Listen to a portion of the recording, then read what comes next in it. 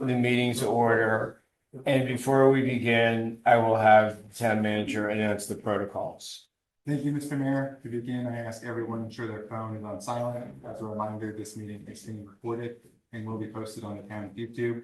For those in the room, it is important that you remain quiet unless participating in the discussion. And if you are participating in the discussion, speak audibly into your microphone. For those on Zoom, it is important that you keep your camera off and microphone muted unless participating in the discussion. If you are participating in the discussion, please unmute yourself and turn on your camera. If you are a resident who would like to make a comment, please use the raise hand feature. For speakers both in person and over Zoom, please state your name and the street that you live on for record keeping purposes before you make your comments. If this meeting gets interrupted for any reason, I will immediately end the Zoom and send a new link via email. And I'll go back to you, Mr. Mayor. Okay, thank you. And the first item is a consideration of the agenda as presented. Is there a motion? So moved. Is there a second? I have. Could I add something to the agenda, please?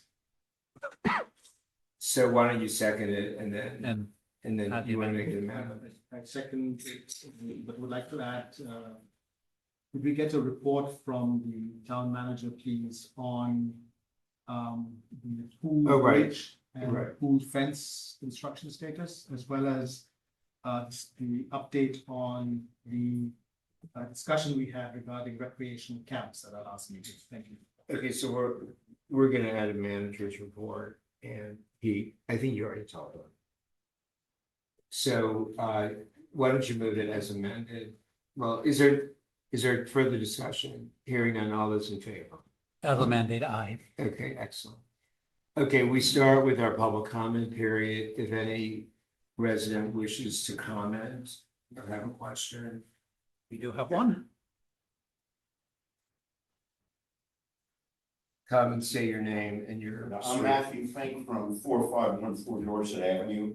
My property adjoins the town park on Wisconsin. And about 5 years ago, a member of the Natural Resources Committee came to me to ask that I have any objection if a beehive was put there, and I said, no, it'd be fine with me. It's been abandoned, I don't know how many years now. It's falling apart. I've had people kind of associate me with that piece of land. A number of people have asked me, gee, why is it still up? Why isn't it torn down? It is kind of an eyesore. And it's kind of funny to walk along. There's such a little big piece of land and it's kind of, I can't say ruined, but degraded by having signage and an empty bee place. I gather the Natural Resources Committee is debating whether to revive it or not. I don't even know what the issues are. And I would just ask that they make a decision soon. If they want to revive it, put live beehives in, rebuild the structure, that's fine. But if they don't, in some period of time, I'd like to ask that it be torn down. It's an eyesore, it doesn't do anything. It's somewhat of a nuisance for kids. A lot of kids play in that area. It's near the stream. It's a bit of an attractive nuisance. So I'm simply here to ask that some decision be made. Okay, thank you so much for coming tonight, since I asked you to come. I appreciate it.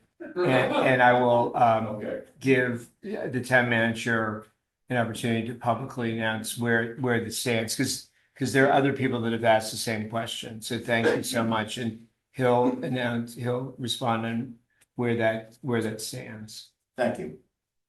Here we go, right? Yeah, please sit down. Yeah, so where we stand on the fee structure is the Parks and Natural Resources Committee is meeting to decide if they want to recommend rehabilitation or to tear it down.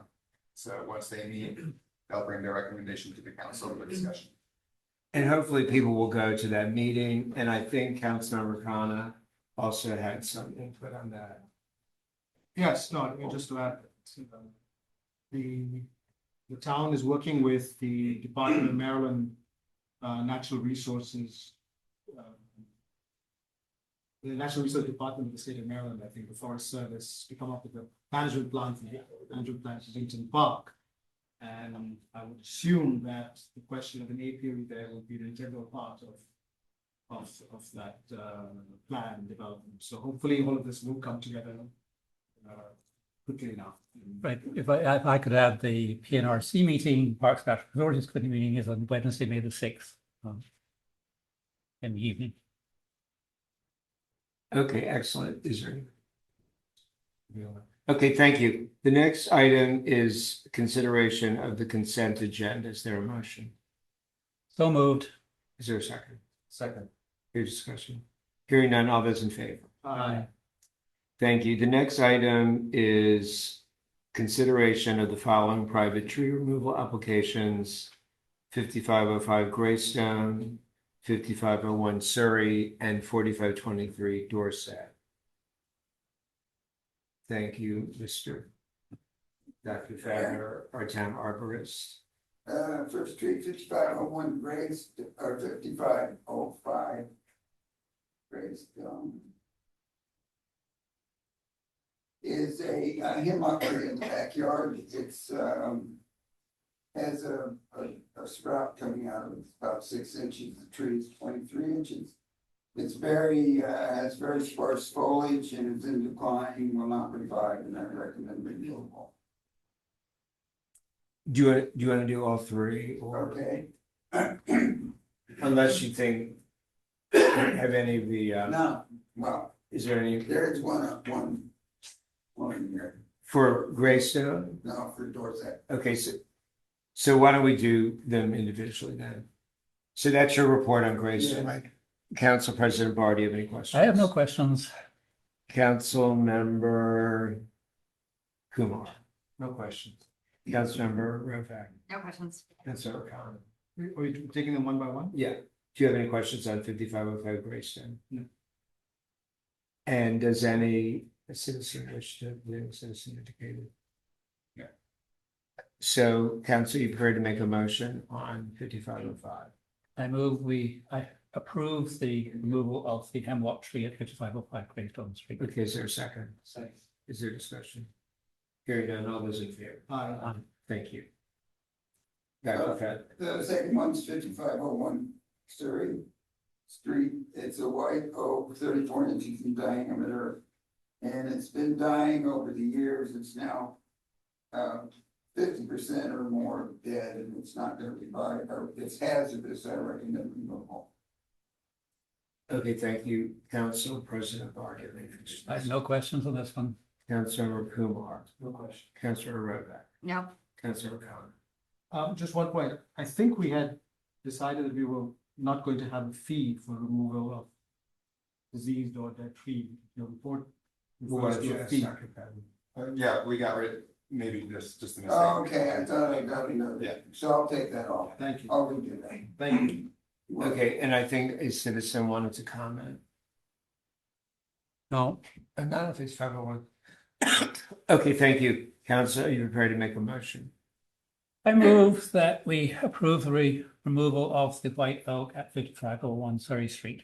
Is there a second? Second. Is there a discussion? Hearing none, all those in favor? Aye.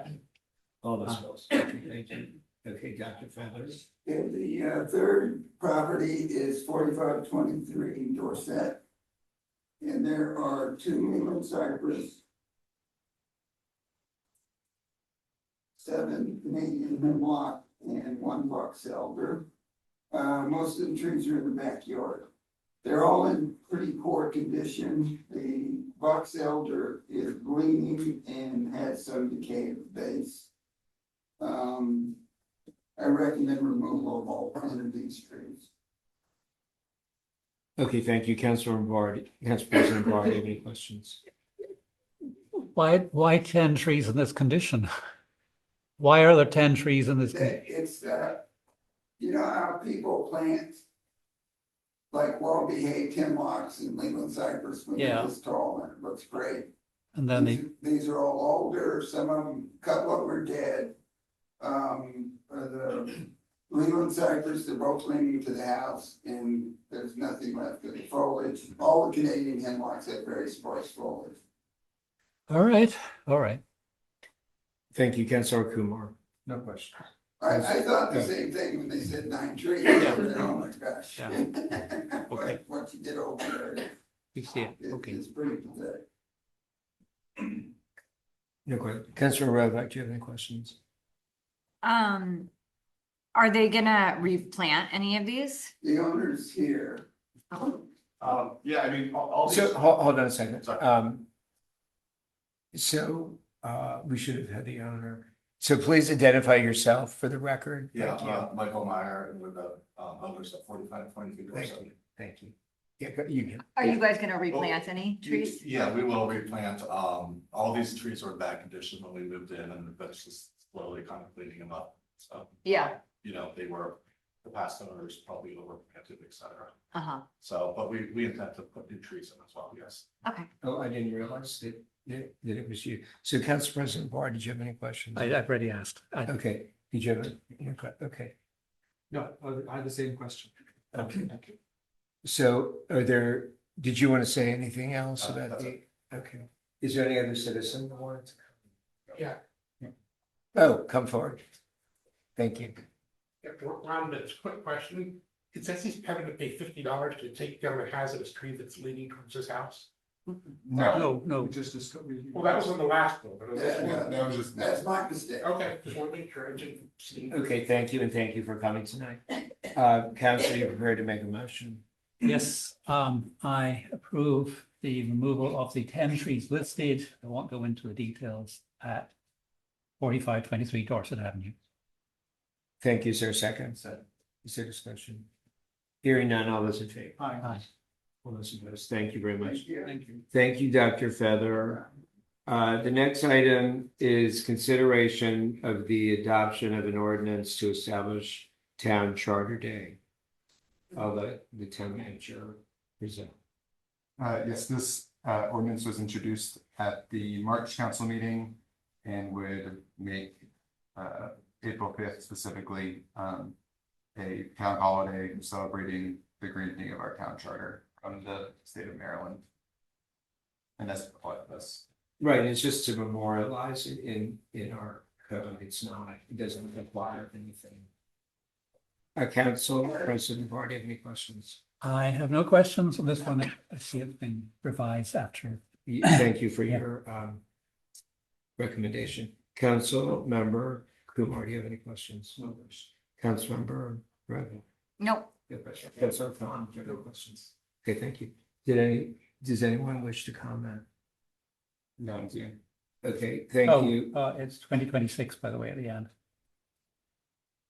Oh, is there a typo? The ordinance will take effect on the day of 2026. Okay, help, well, that's just a Yeah. typo. Council, you prepared to make a motion? I move that we approve the ordinance to establish Town Charter Day. Is there a second? Is that, Mr. Town Attorney, that's legally. Yes. Is that basic, yeah? Okay, is there a second? Second. Is there discussion? No. Hearing none, all those in favor? Aye. All those opposed, thank you very much. And I hope everyone here will be coming to our big event, this weekend. For the 120th. The next item is consideration of a building permit extension application submitted by Jenny Kai and Chang Wu Yang for the property located at 5401 Uppingham Street. Mr. Town Manager. I'll turn it over to Steve, and then also the property owner is here as well.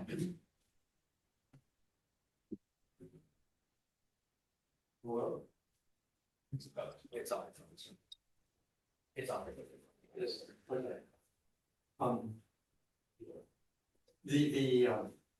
The only issue with this project is just since project just went a little long, late. I talked to the homeowners, some neighbors of mine, and they're frustrated with the pace at times. I spoke with the architect, with Cal Dennis, who was explaining that there have been, at least one of the factors that have been issues ordering material, the siding for the house, push whole parts of the project back several months. Getting close to completion, but the actual expiration date on the original permit was March 14th last month, so this is a request by the homeowners for a few more months on their permit, so they can just get the job done, clean up, and get things cleaned up.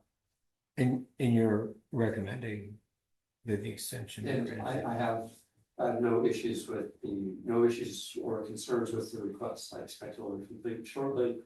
Utility connection has been made.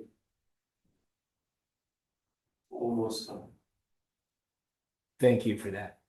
And the applicants do they wish to come forward and comment on it?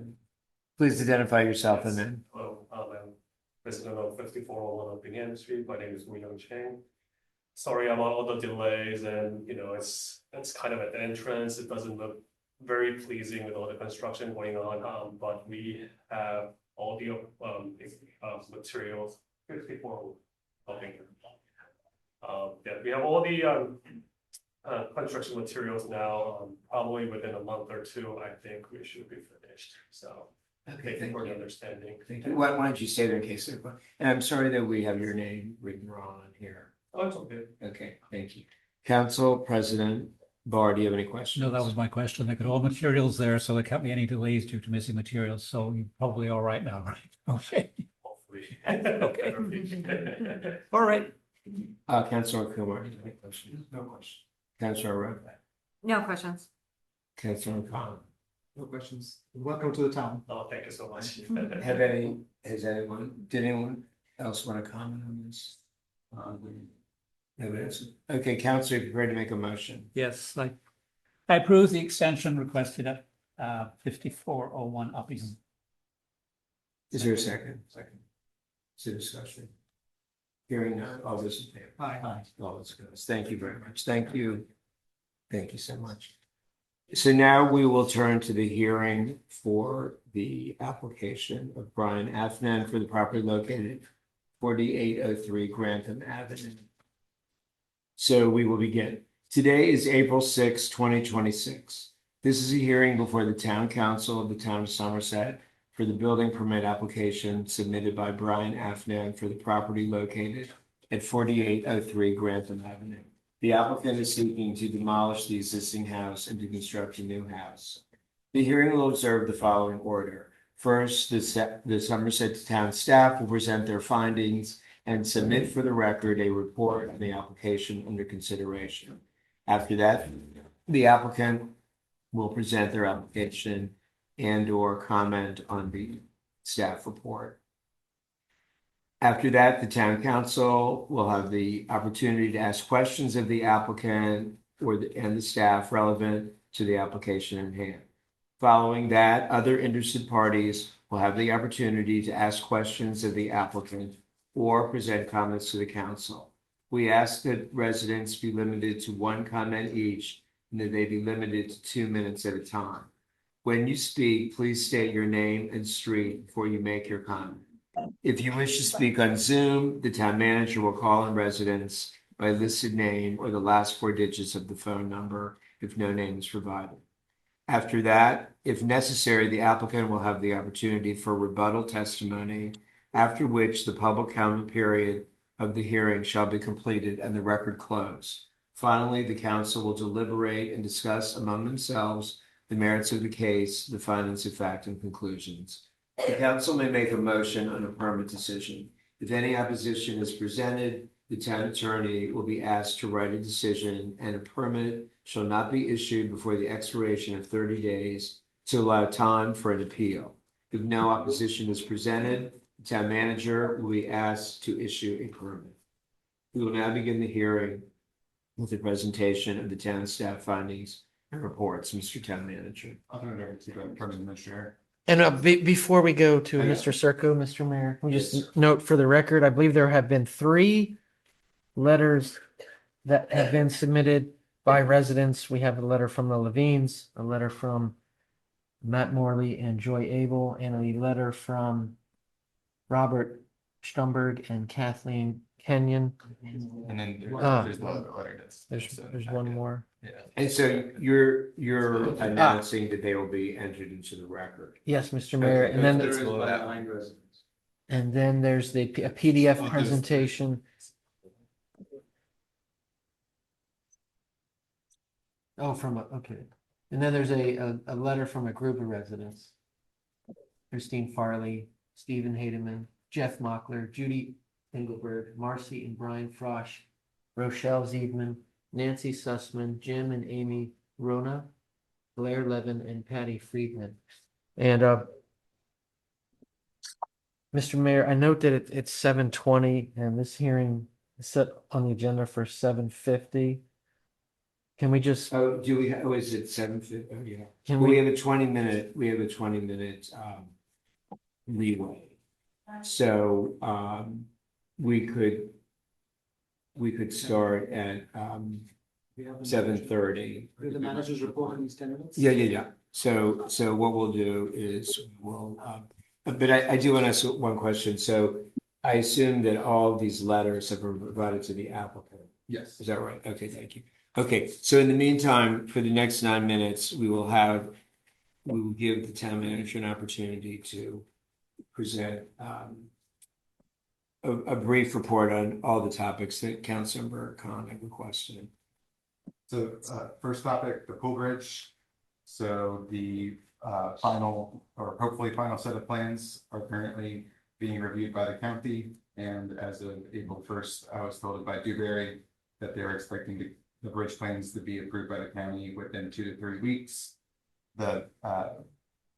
Alongside that, we are currently going through the RFP procurement phase, and Dewberry is assisting with that. They help create the RFP.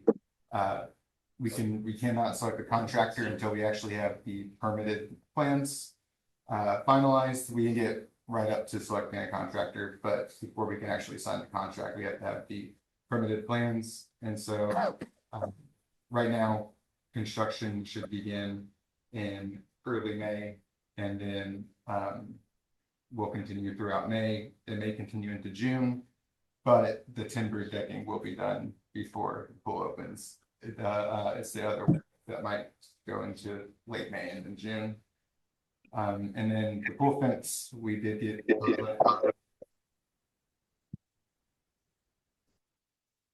caught up a bit in the county permitting process. There's a section of the pool that, due to county requirements, they said that we cannot do a 7-foot fence or would have to file a variance. So that section we switched it to 6.5 fence and reapplied. And so now we're just waiting on final permit approval.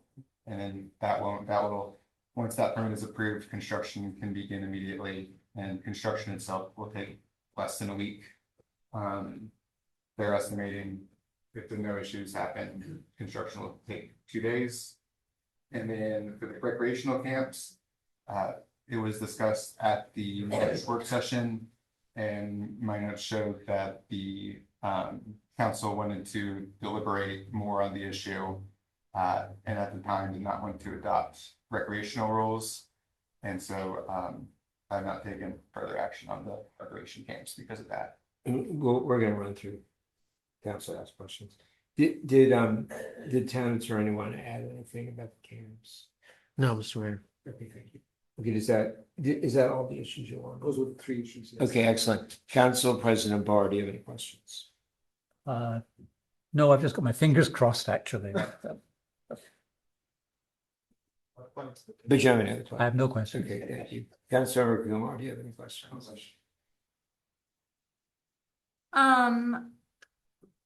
Well, I We mean, have time. We have 6 more minutes. okay, should I stall? So, no, I mean, maybe Just as long as you want. Councilor Khanna probably will come up with 10 Yeah, minutes. of it'll take a lot of questions. time. So for the camps, I mean, you know, they're scheduled to start, I think, mid-June. I guess I don't want to rock any boats or whatever. I mean, is it like, are we going to do anything about it? Well, that's what my note shows. The council wanted to continue the discussion at your next work session about what to do precisely. Okay. There was disagreement at the last work session. Yeah, I just feel like as a parent who has a child in one of these camps, you know, it's really imperative if there's a change in the camp structure that, you know, the parents have already signed up for these camps, have paid money, done the appropriate things that they were asked to do. And I would hate to have it really drag on endlessly and then have, a camp canceled with parents who are struggling to put their kids somewhere while they work, and it would be unfortunate. Okay, so let me add something. I think at the last work session, it was basically decided that for this year, and the town attorney can correct me, is that this year we basically were going to provide information to these camps about all the possible liabilities. But I think the council was reluctant to take any action, is not planning to take any action this year, isn't it? Is that sort of sum it up?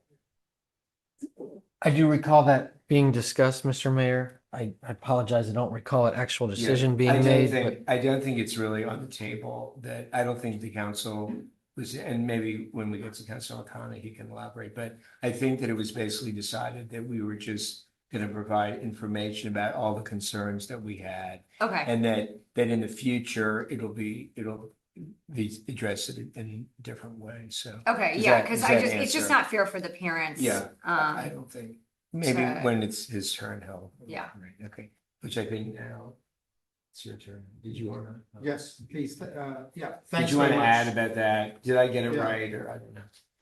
3 minutes. That's correct. My understanding from my notes from that discussion was that the town was going to write to the two camps organizers, conveying to them the legal issue, the liabilities, the state of Maryland requirements, and so on and so forth. We ourselves were not going to be taking any decisions to stop the camps or have any forms or payments, anything like that. There was no consensus on that, but the understanding was, so my request is that this letter should go sooner rather than later, given the sensitivity of time. I think most families decide their summer camps 2 months ago. Yes. So I think many parents may have already made these decisions. If what we write to them causes any pause or scaling back, people need to know. So my request is, maybe it was not clear last time, but I'm stating it again to be clear that I hope we will write a letter from the town to both camps, conveying the requirements of Maryland for recreational camps and any concerns we may have regarding liability. We'll get that out. I was trying to get it out this week. And since you and Councilor Heller were the ones that raised the issue, we'll make sure that Thank that you. it satisfies all your. So, and just for me to come back to the question of the pool fence and the pool bridge. So what is pool opening date?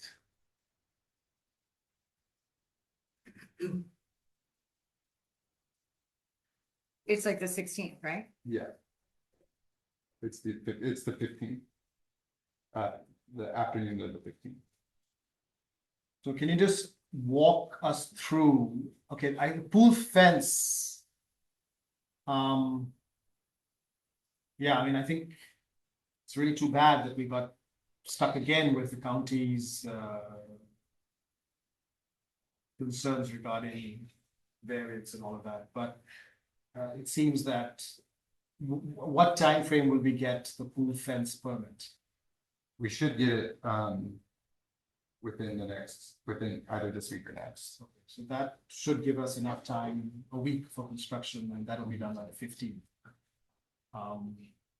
So that leaves us with the bridge, and as Robin is saying, fingers are crossed, but I'm trying to, if you can just walk me through, what will this bridge look like if the repair work starts on May the 14th?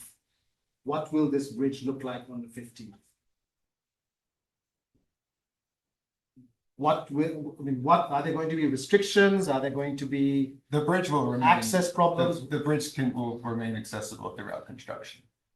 If they remove the timber, how does anybody cross the creek to go to the pool on the 15th? They don't, and I'll double check with DeGray to provide all the specifics for the council. But I believe it's that they don't remove all the timber decking at once.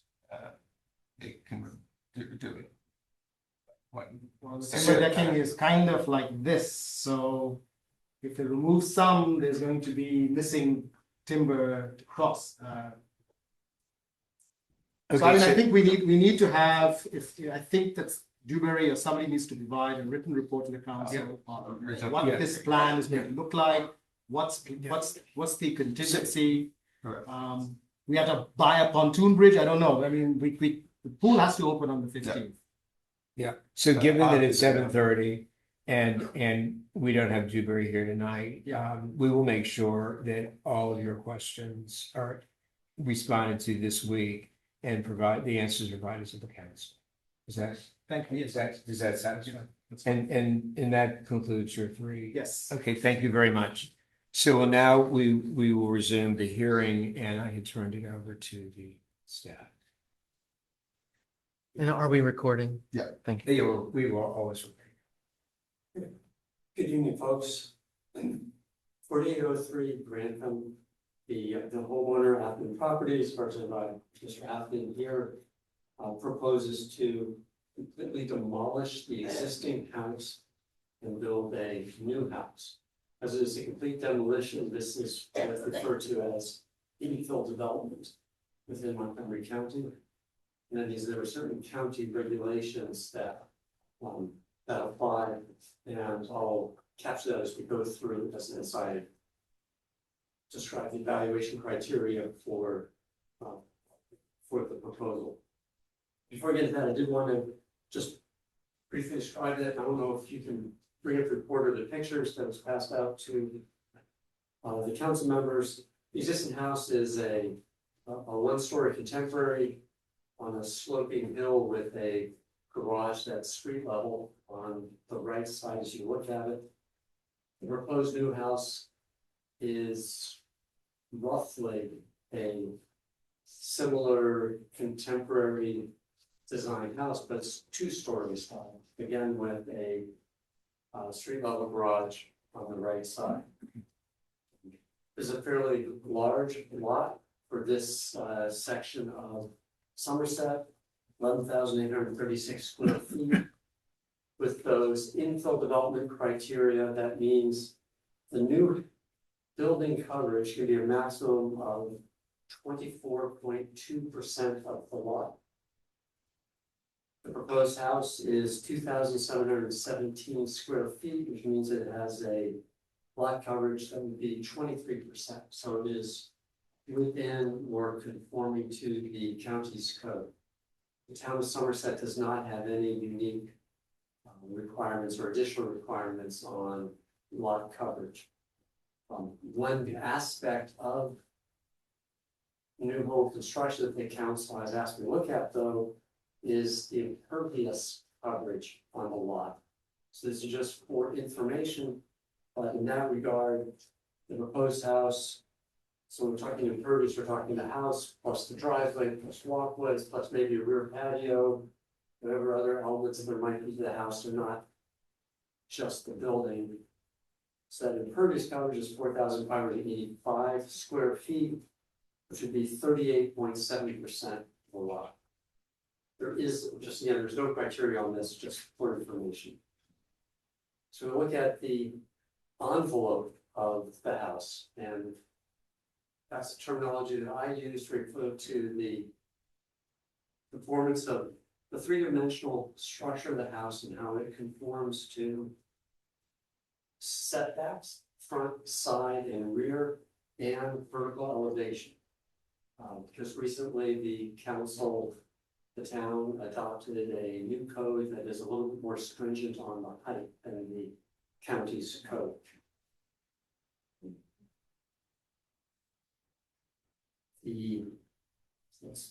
So for building height, basically the main height of the building can be up to 33 feet. The county code would allow it to be 35 feet high. Town is 33 again. And the peak height of the proposed house is 32 feet. So it is within the town's code. The setbacks, the established building line for this house, based on the adjoining structures on Grantham, 30.0 feet. The actual house will be set back 32.1 feet. The side setbacks are compliant for a total of 22 feet left and right side.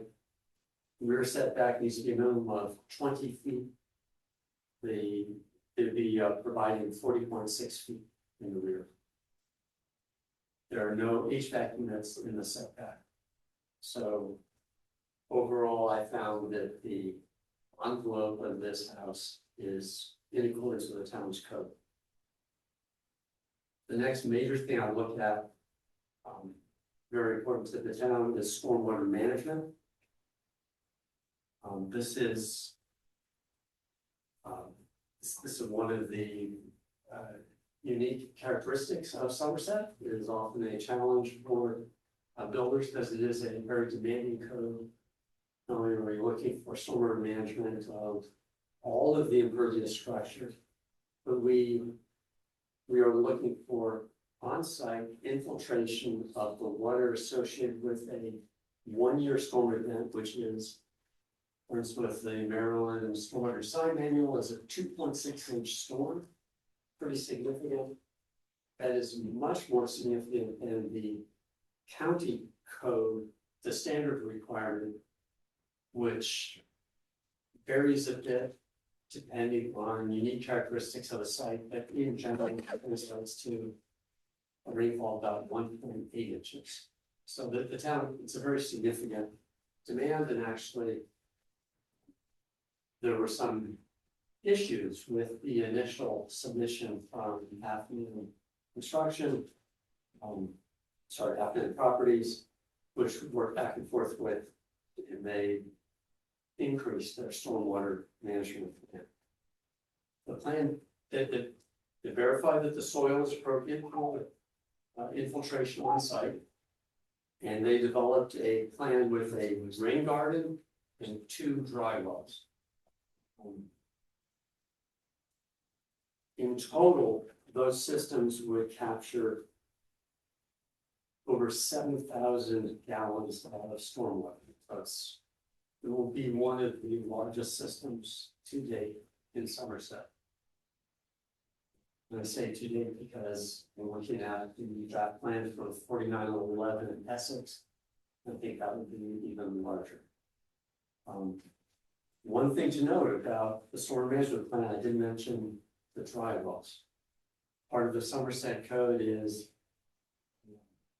prioritization of stormwater management techniques, and we're looking for, I guess, in my terminology, more natural techniques are preferred over structural techniques. So a rain garden is a more natural approach, and dry wells are not. So the as the developer needed to provide rationale for why they needed to use dry wells. And in summary, it's because one of the characteristics of this lot is a lovely, healthy oak tree in the rear, 30-inch diameter. And to protect that critical root zone, which is a large critical root zone, it constrained the ability to make the rain garden larger in the rear. Plus, you also want to be able to capture water off of some of the front roof sections that we go into the front. And because of the slope, and I am not an expert on the design factors, but I was convinced and assured that in the front, the only real solution that would work would be a small drywall. So there's a couple of 3 dry walls, 1 rain garden. I'm sure that Mr. Athman can go into that in more detail if that's desired. The driveway, I want to talk about the driveway a little bit for this project, and also just for the council's information. Will be something talked about at future work sessions. First and foremost, the driveway is impervious surface area, and it was factored into what needs to be treated by the stormwater management system. In this case, the storm management system handles the driveway indirectly. There's really no practical way to capture all of the rainwater on the driveway and treat it on site. So in effect, they're providing additional capacity for rainwater from the roofs with their systems. The interesting thing about the driveway, or the tricky thing, it's fairly flat. It's less than the 5% slope that our town code requires the driveway to be made of permeable material.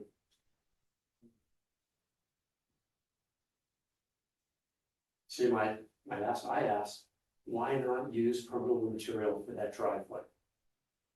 The issue is because of the design of the driveway of the entire house, and as you might have noticed in the existing house, there's a large retaining wall on one side of the driveway. The new plan has a retaining wall on both sides of the driveway, and you have the garage itself. The permeable driveway can only be so close to structure of retaining walls in the house. Sorry, I should recall off the top of my head, I can't recall if it was 10 feet or 15 feet, but the permeable part of the driveway has to be well back to prevent any type of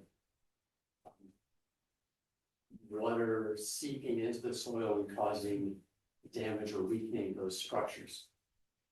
So that means, as a practical matter, if they were to have put in a permeable driveway and gotten credit for putting in a permeable driveway for their entire driveway, they would have only been capturing water for about 50 square feet as opposed to 400 square feet. Sorry, I should look here and look at the actual numbers. Right, the whole driveway is 711 square feet. It would have been like less than 10% of the driveway would have actually been absorbing it, but then they would have completely absolved themselves of responsibility for that improvement surface area, because they had done that pervious driveway for the maximum. Just wanted to share that. We can go to that in more detail. I'm not sure how well the measure is to the issues that I understand local residents, neighbors have to. Just to summarize again, for stormwater management, the house as a whole filled all the impervious surface areas, and we apply that 2.6 inch storm event would generate 7,060 gallons of rainwater, and the system that they have designed would capture and infiltrate 7,065 gallons, just a little bit more. That concludes my report. Okay, thank you. Does the town attorney wish to add? Not at this time, Mr. Mayor. I do have questions about the permeable driveway issue. So when I run through the after the council asks questions, then I'll have you ask your questions. Okay, we will now have the applicant's opening statement, if he has one, and presentation of their application or comments. So please come forward, sir. Thank you. Good evening. I think maybe you should, why don't you stand over here? Because then eventually. Thank you. Yeah. My name is Brian Afnan, owner of Afnan Properties. I am the applicant for 4803 Grand Avenue. Is the microphone working? Yeah. Better? Okay, my name is Brian Afnan. Can you hear now? I'm the owner of Afnan Properties. We are the applicant for a demolition and new home building permit for 4803 Grand Avenue that Steve Serkis just reported. I don't know that I have a formal speech or opening statement prepared. You can just comment on the report and be prepared to answer questions. Sure. So I guess in general, our practice with our building projects is to comply with all of the available ordinances in any jurisdiction that we're building in, including Somerset. We recently completed a home in Somerset at 4714 Essex Avenue. That project generally went reasonably well and smoothly, and the home was built in a fairly expeditious manner. And we fulfilled all of our obligations on that project. It seemed quite reasonably. So that is our approach also to 4803 Grantham. Steve had made mention of various technical metrics, which are all quite clearly stipulated in the town's code. They are quite a bit more stringent than the Montgomery County Code is, as Steve noted. And so we were very cognizant of that and try to be very mindful of that in preparation of our plans and concept. This particular property is very technically challenging because of the topographic conditions. And what we found, and what a lot of our discussion was with our neighbors who are here this evening, was that we have inherently competing requirements, right, that Somerset has. The town has been quite clear in enumerating its desire to preserve and enhance tree canopy, and so we take that very seriously.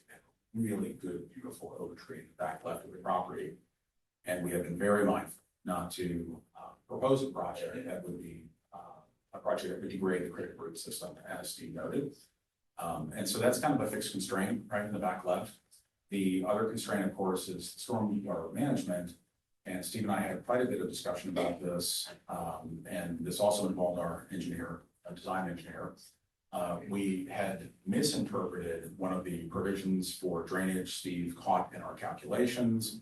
So we went back to the drawing board and we resubmitted and were able to fortunately increase the size of those facilities to fully comply. There was a lot of discussion about drainage with our neighbors, rightfully so. I live in Chevy Chase. Our communities were developed without the benefit of modern stormwater engineering. Drainage is our number one problem, or arguably our number one problem. So we take it quite seriously, and we want to make sure that what we're doing is right and proper and correct. Steve mentioned the driveway, which may have been a little bit confusing. I might just try to add some additional comments. Montgomery County will not allow permeable surfaces within 10 feet of structures, of foundations. And so to try to say to Somerset that we were going to use those permeable pavers would be a little intellectually dishonest, because we might technically satisfy the permeability requirement, but we would do so in a way that we know the county wouldn't allow. There is also a feature of correctly functioning permeable pavers. This is a little technical, forgive me, but we need what's called an overdrain system.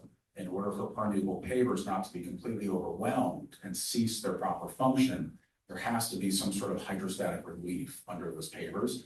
And with the conditions on the property and the conditions on the driveway being so flat relative to the road, and there being no what we call outfall, we actually couldn't build technically a permeable paving system that would function and meet the spirit and the intent of the Somerset ordinance. So in working with Steve, we significantly increased the size of our stormwater management facilities on the property to offset any diminution of our ability to provide permeable pavers.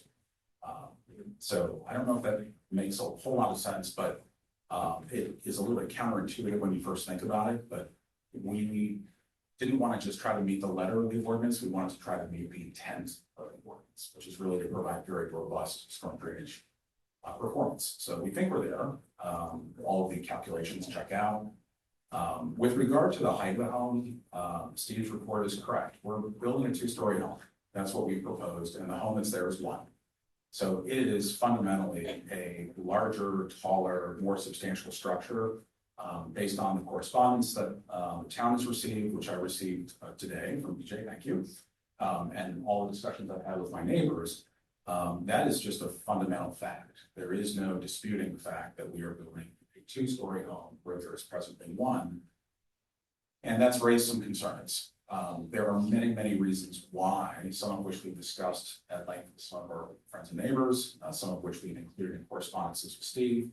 But principally, these competing requirements of the town of Somerset, stormwater drainage, tree conservation and canopy preservation, being chief among them, are constraints that limit our ability to be as responsive to our friends and neighbors as we would normally try to be. I know it may not seem that that's the case, just, to the casual onlooker, but it really is quite a tension, and we have tried very earnestly to balance these very, very real concerns and competing concerns and all of these technical criteria. I feel that we have not done a wonderful job in trying to fully address all the concerns of all of our neighbors. There's a pretty good crowd here this evening. That's probably a good example of what I'm talking about. But within the construct of ordinances of Somerset, we feel as though this design solution fulfills all of the requirements that the town has. So I guess that's my opening statement and my initial response to Steve's comments. Our hope is that the council will view this as a valid and lawful application and approve it accordingly. Okay, thank you very much. Blair, did you want to come sit over here? Does everybody has a seat, right? Okay, thank you. No. You'll have a chance. Council President Barr, do you have any questions? I've got one question around stormwater. In the rain garden, you're capturing a significant amount of the drainage from the roof of the house. Is other water getting in there from elsewhere? Yes, that's an excellent question. So I'll answer you in this way. This particular property on Grantham receives drainage from uphill properties. Our neighbors to the rear, in part, drain onto our property. And currently, our property, as it sits today, drains in an uncontrolled manner, like many of the older properties, onto our neighbor immediately to the right. That's Joy and Matt's property. So today, it's completely uncontrolled. We have off-site flow into our property, and our property flows onto our neighbor to the low side.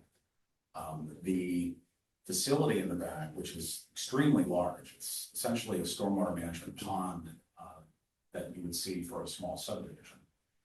That pond receives the surface water flow from some areas uphill to our rear, and it receives about 2/3 and 3/4 of the root flow. The reason it doesn't receive all of the root flow is because the facility has maximized its size for the yard, and we have to reserve some of that capacity at grade at this natural rain garden to receive the water from our uphill neighbors.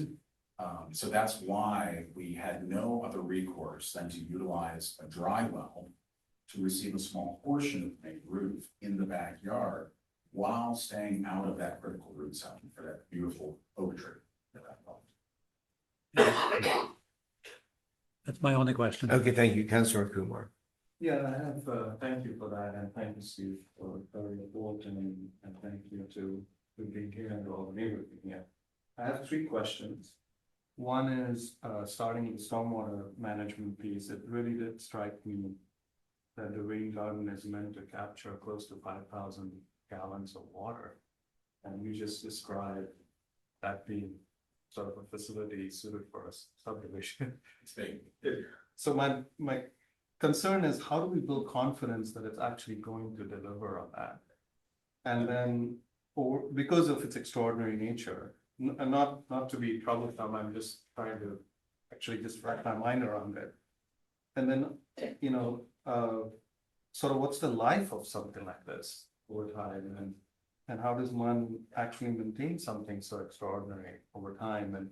And then related to that, did indeed exhaust every other option before we landed with such a massive quote-unquote rain garden facility to capture 5,000 gallons of water? So that's my first question. My second question. Why don't we let him answer? Yeah, why don't you? Yeah. Great questions. So the reason we know this facility will function is because of the very rigorous engineering standard to which we're held. Number one, we are required to do soil sampling on the property and send those soil samples to a laboratory for gradation and testing. And that report has been provided to the town, some of the neighbors, and of course the city. And the soil is classified as a soil that is capable of receiving infiltration. By way of example, if this soil had been a very slick clay, very slippery, very greasy, that would be impermeable. It wouldn't function. So I think that's the answer to the first question. We've done laboratory testing to confirm that the existing soils will accommodate infiltration.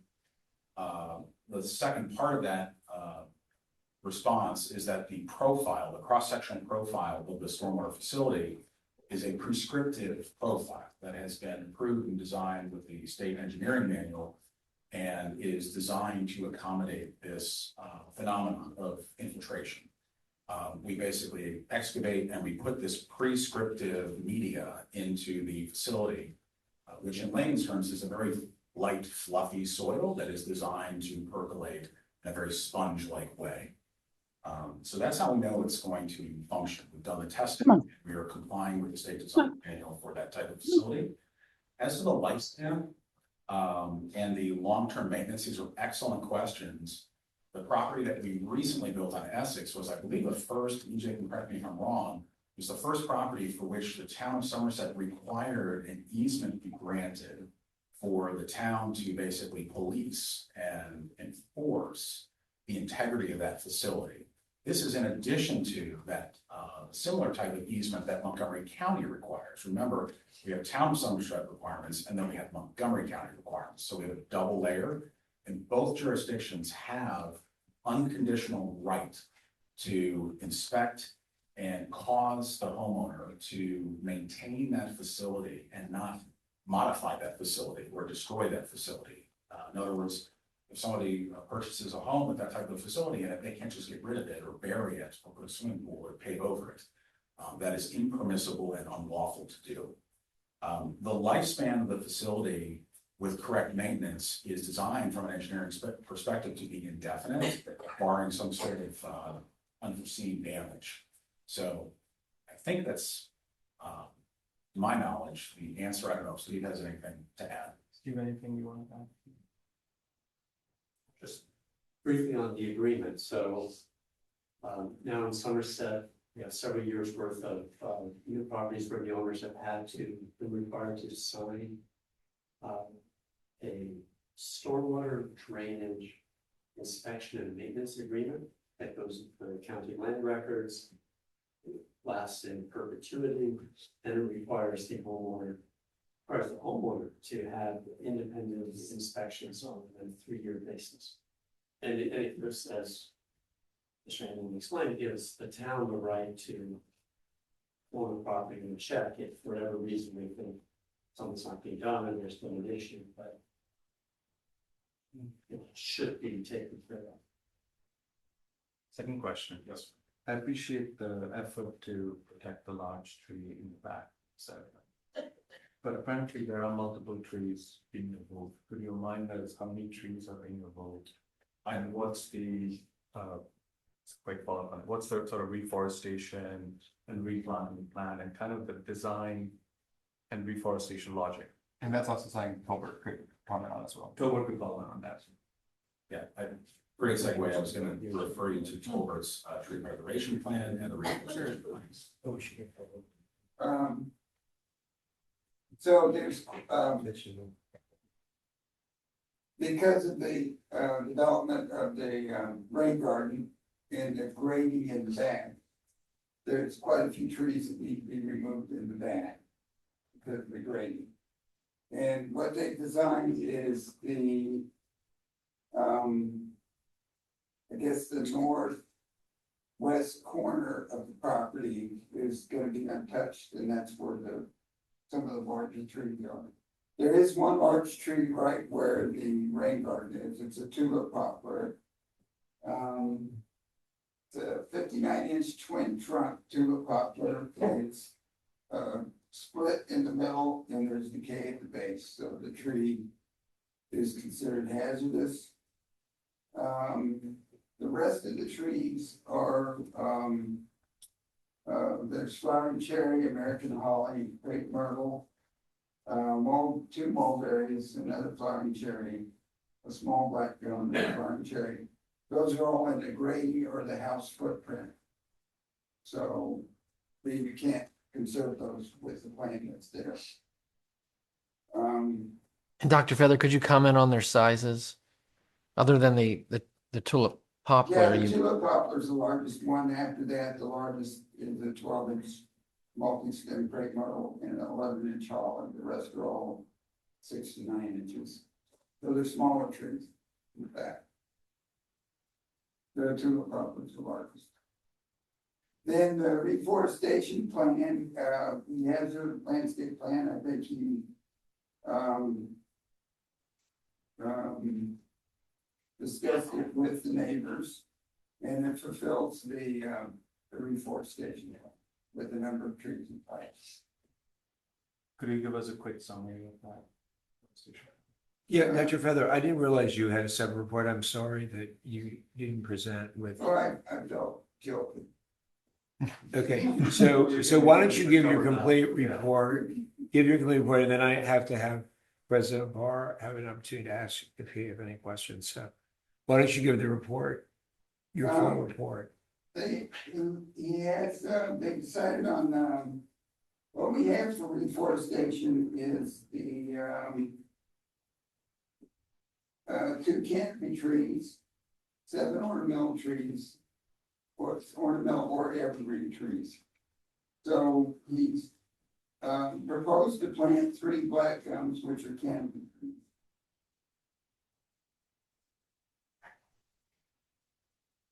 And then there's 1, 2, 3, 4, 5, 6 evergreen trees. And I think there's 4 ornamental trees. So it's more than what the reforestation plan calls for, and it's the correct time. So that concludes your report.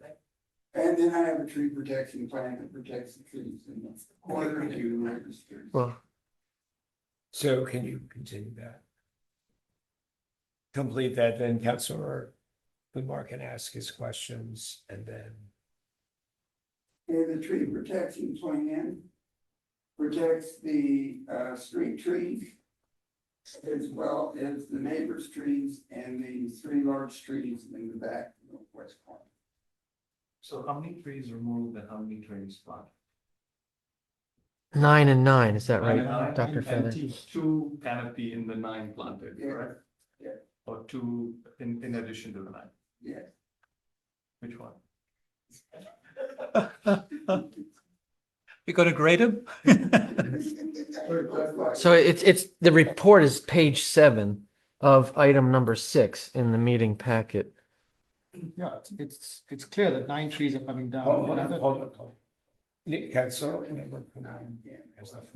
So, He's planting 14 units. okay, so does that conclude your report? Can we get this projection? Hold on. Yes.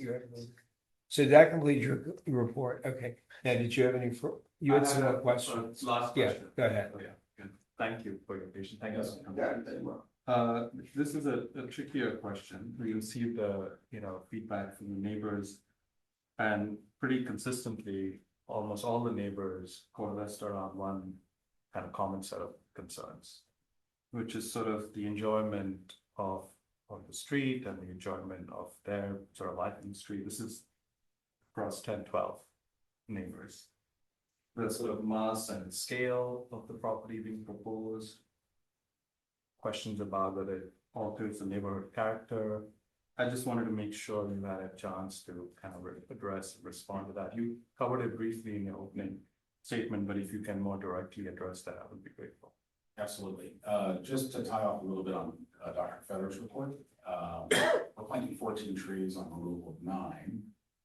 The plan that is before the town is actually our 4th plan. We couldn't get it right the first 3 times and met with all of our neighbors to get pretty significant input, and we believe that the plan that's been proposed more than satisfies the requirement, and we have the species that our neighbors find acceptable. Notably Yoshino cherry, the ever famous Iowa Basin cherry, with some very strategically planted evergreens. The one thing that I want to add is that one of the reasons we have so many trees planted is that our front yard plantings significantly more than we would normally plant in an attempt to screen and mitigate the visual appearance of the home over time from granite. I want to acknowledge the concerns of our neighbors. They are absolutely 100% correct in their very valid observation that the home is going to be larger than the existing home that's there. It is a 2-story home where there is a 1-story home today. There is absolutely no disputing that our mass or size of the home is larger, and it will be visually apparent. We have tried, although it may not appear to be the case, we've tried to be somewhat context sensitive with a more contemporary style of home. This is not a colonial, this is not a federal, this is not a Georgian. This is a contemporary style home, and as such has some features that we call linking elements to some of the beautiful homes that are on Grantham today. Notably accent siding, really, really nice large window spaces. These are finer design details, and that was done very deliberately to devise a solution that would be somewhat more compatible than just a normal conventional home design would be. So we've tried to reduce the mass and reduce the appearance with a flat roof design, which is technically more complex than a conventional home. But fundamentally, our neighbors are absolutely correct. This is a larger home. It is significantly taller than the home that's being replaced and many of the homes on the street. And we don't shy from that. We don't run away from that. It is absolutely valid.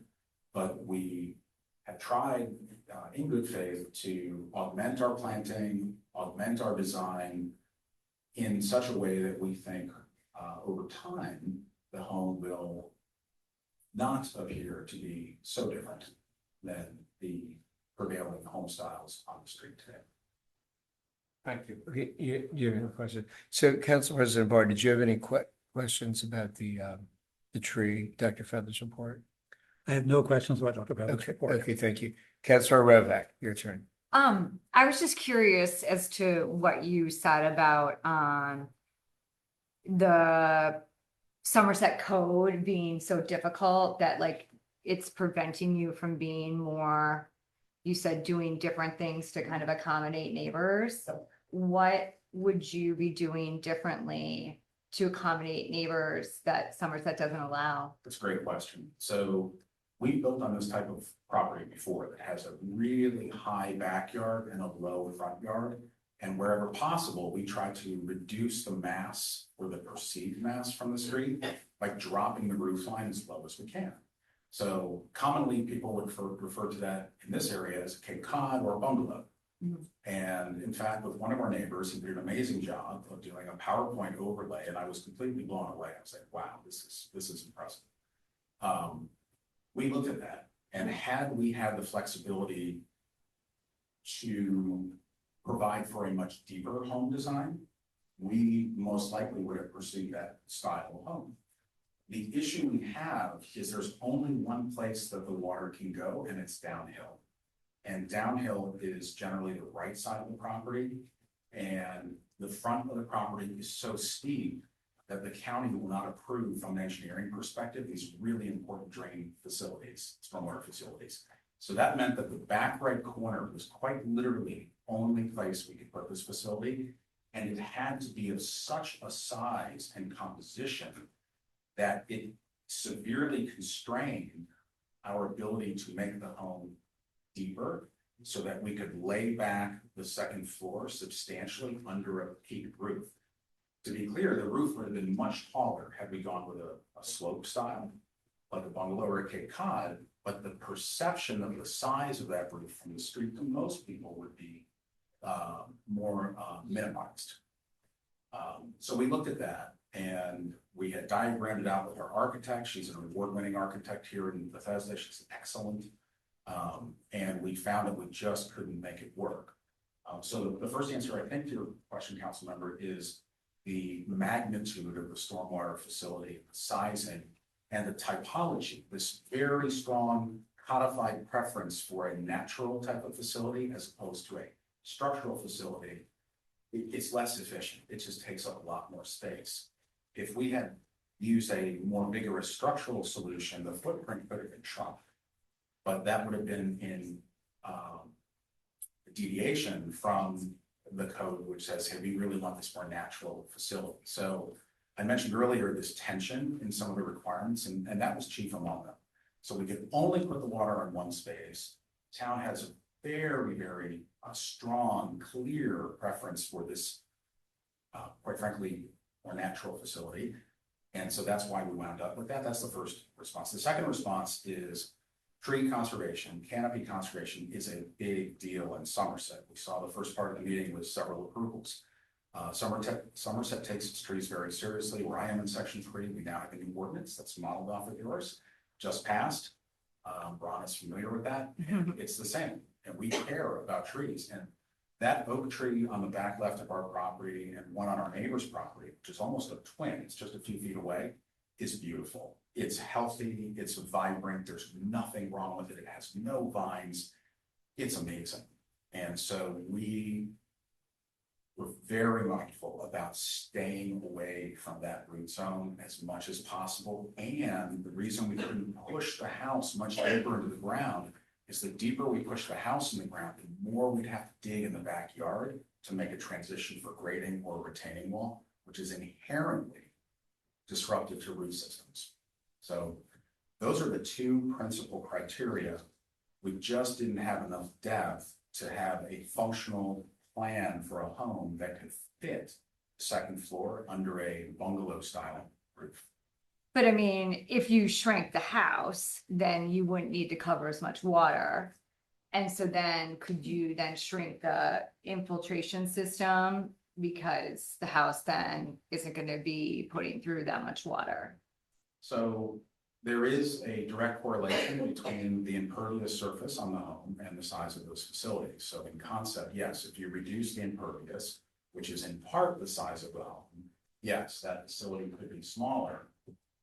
But the prescriptive requirements of Somerset with respect to the design and composition of the facility, and at Montgomery County with the separation of that facility from the home, such that it wouldn't cause problems for the structure of the home, would supersede any benefit that we could get from maintaining that natural type of facility with a reduced impervious footprint. We just wouldn't be able to shrink it enough unless we could radically redesign the facility to a much more compact type of facility, which again is not the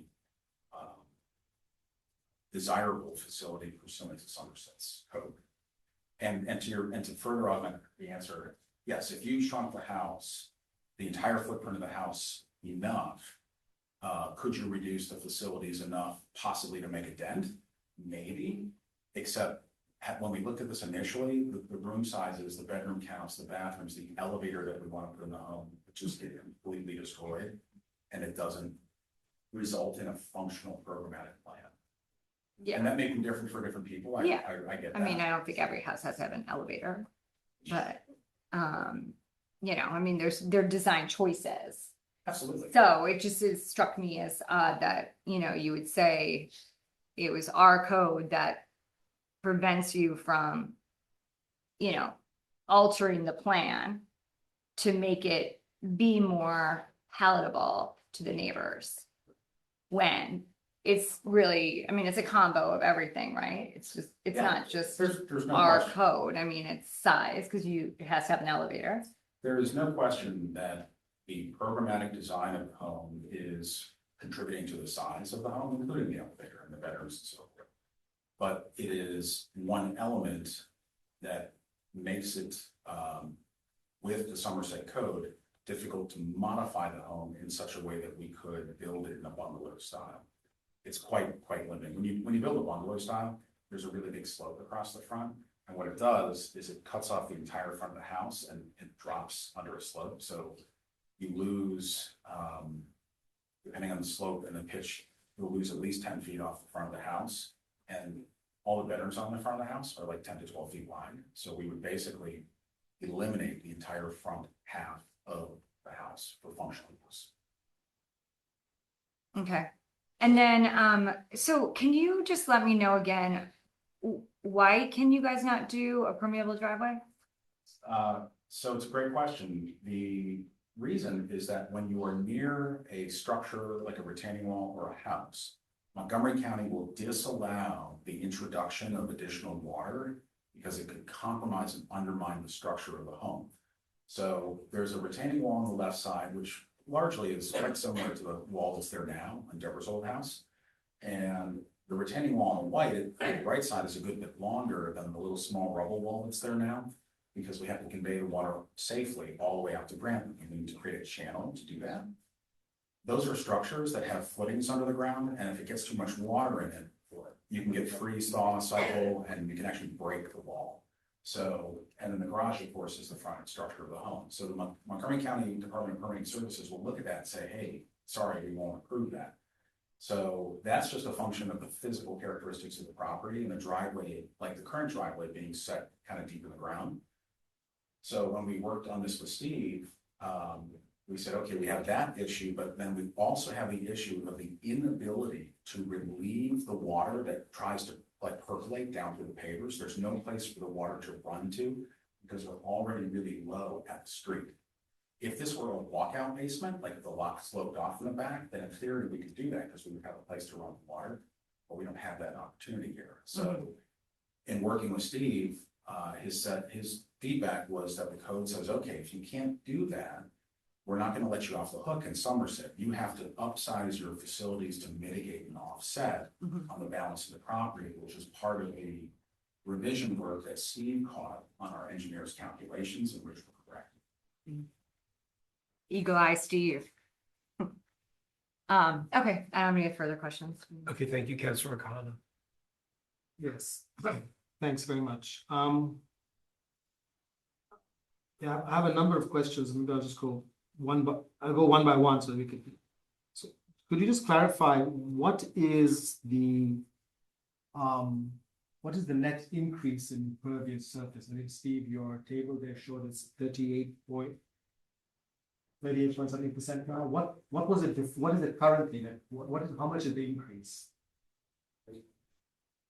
I don't have that tabulation. I could certainly research that and follow up, but we're going from the impervious surface is higher because the new home is larger. The driveway is roughly the same size. And the walkway is roughly the same size. So the difference really is the house and the little patio on the back left corner. The new house is definitely bigger, there's no question about it, but we are going from the current condition, which is smaller and completely uncontrolled, to more impervious that is fully controlled for the town's code. So we would have to do a very detailed analysis of sort of before and after to quantify that for you, but the result of the construction of the new home, counterintuitive as it may be, is that from an engineering perspective, we actually have greater stormwater control typically on the new home than we do with the home that's being removed, which is again quite counterintuitive. It's a bigger home, or impervious, I have a bigger problem, but in the context of engineering control, it's actually the opposite. Well, I mean, what I'm trying to get at here is I appreciate the fact that, you know, the stormwater management measures you're taking will address all this runoff. But to be clear, the issue with impervious surface is not just a stormwater runoff issue. It's also a question of how much greenery is on the lot, and it does affect, you know, the temperature in the neighborhood as to how much surface area is covered with. Even if it's a pervious driveway, it still is not something that that doesn't have negative environmental impacts. So I'm just trying to understand here for the town, it's of course stormwater management is in the code and so on and so forth. But the town also has an interest in maintaining a certain amount of green cover as its character. And that leads me to the next point, just to clarify, is, What did you, I mean, Yeah. remember, this is your time. so, of yeah, I question. think they Did don't you have want the to- calculation, Did so, you, yeah, did you want to question him on? what yeah, he no, he said? didn't have the calculation, so I'll just move on from there. I think that's, but, and I just want to say that's my concern is that it's certainly is an increase in impervious surface. It's obviously a significant enough increase that a big stormwater mitigation measure has been put in place. But it doesn't mitigate the other impacts of a lot of impervious surface of concrete or asphalt or whatever there is. But did you want him to come? Rather than waiting for a rebuttal, do you want him to respond to that? now? Sure. Yeah, so I think I understand the point you're making. I believe there is validity. In response, just some thoughts I would share. One of the reasons Steve was so adamant about this natural facility in the back right is because it is inherently green. It is not concrete, it is not rocks in a structural containment system, almost like a swimming pool. It is green, it is natural. So the entire back right portion of the property that was one point up on the screen there is actually quite green. It's actually filled with perennial wildflowers that are sustainable and are good for pollinators. There's black-eyed Susan, there's Russian sage, there's all sorts of wonderful things back there that do not exist today. The I'm sorry to interrupt, but there is a net loss of vegetative cover on this lot. There is, yes, absolutely a net loss of vegetative cover. But we are pursuant to Dr. Feather's report and the previous comments, planting 14 new trees, where we are removing 9.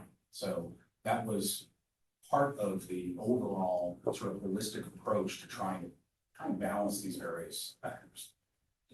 So can I just talk about the tree removal and reforestation plan?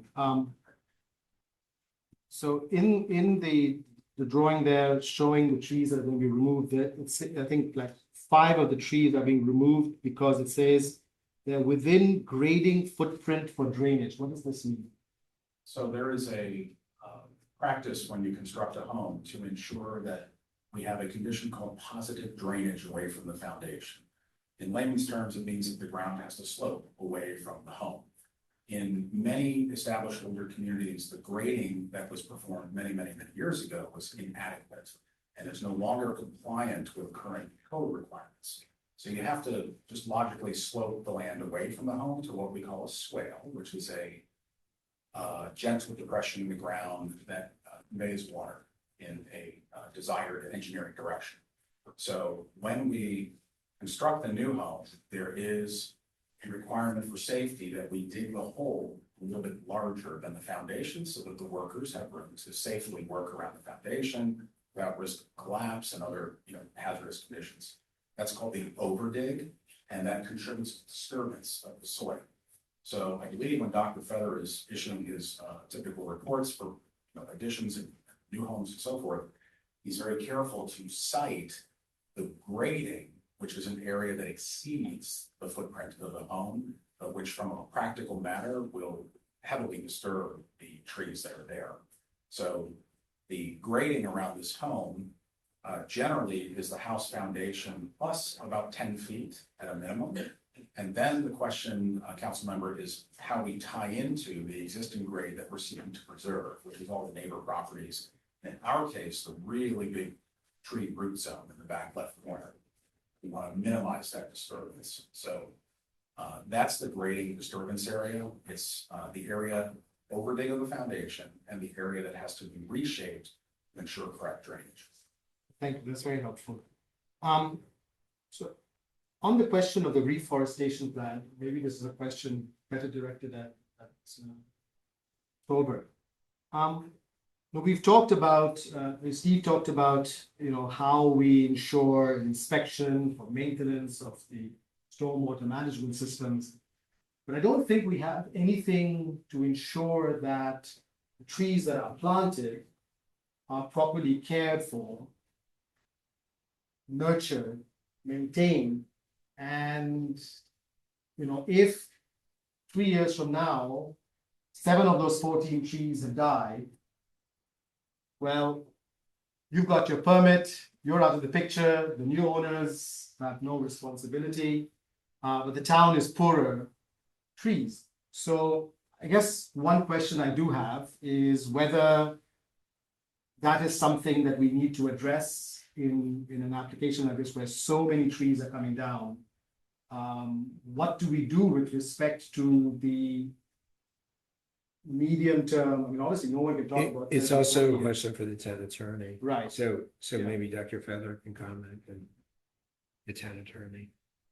Well, a standard like landscape, guarantee is 1 year from planting.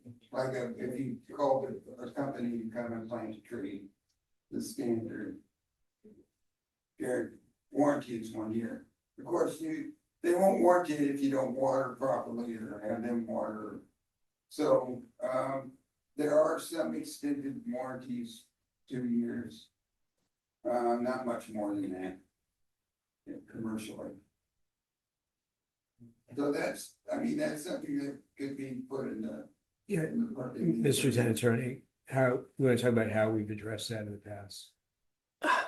The town requires a bond for each tree to make sure that they're planted. But as I recall, the town code does not require a warranty period for those trees once they have been installed and the bonds returned. I am aware other jurisdictions do so, the town of Chevy Chase being one. They have a urban forest ordinance that requires reforestation with respect to removal of canopy trees, and they require a warranty, and it's enforceable through the recordation of a tree removal permit decision that's recorded in land records. But is the council not allowed to put that kind of restriction on the applicant? Well, it's not currently in the code, Mr. Mayor, and I would worry about enforcement because, once the property is sold, the permit would not be binding on the subsequent owner. Okay, thank you. Do you have any further I have questions? one other question. Sorry, I have two more.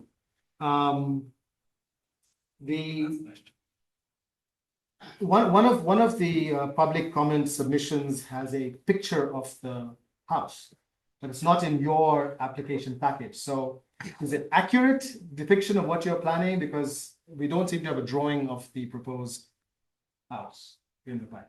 So, yes. And as Councilor Kumar was saying, there are many comments on mass and scale, but actually don't have a drawing of this mass and scale. So in fact, we did submit with our plans an illustrative rendering to provide a more realistic view of what the home would look like.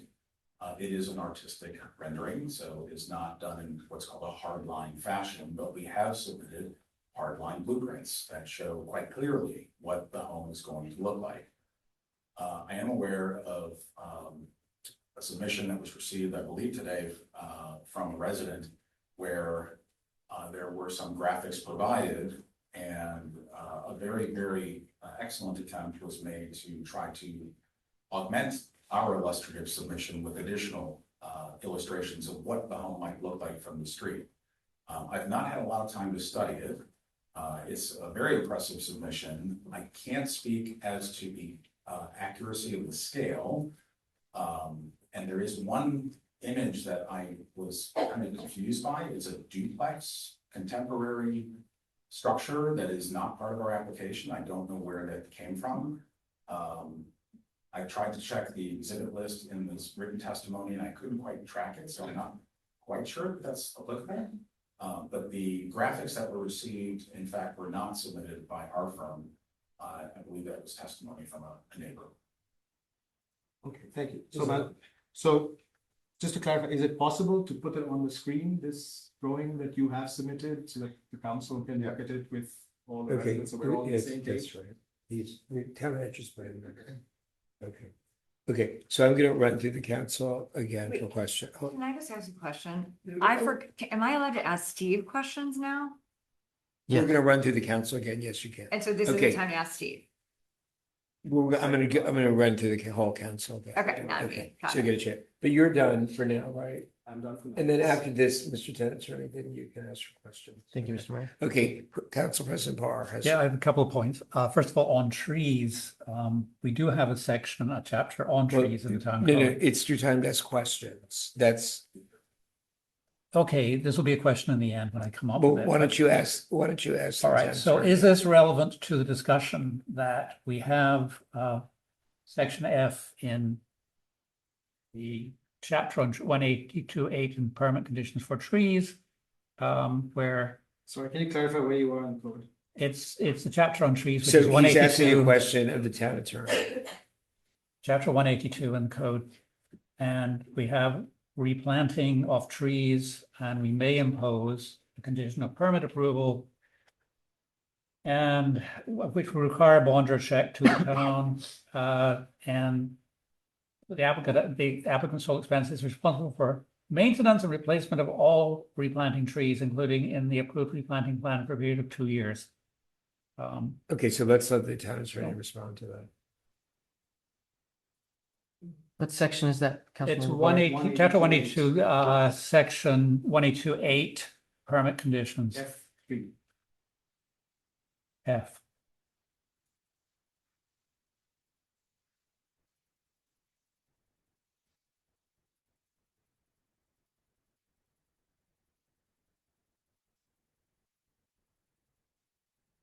Yeah, so it is in the code. I do question how we enforce that once ownership has transferred.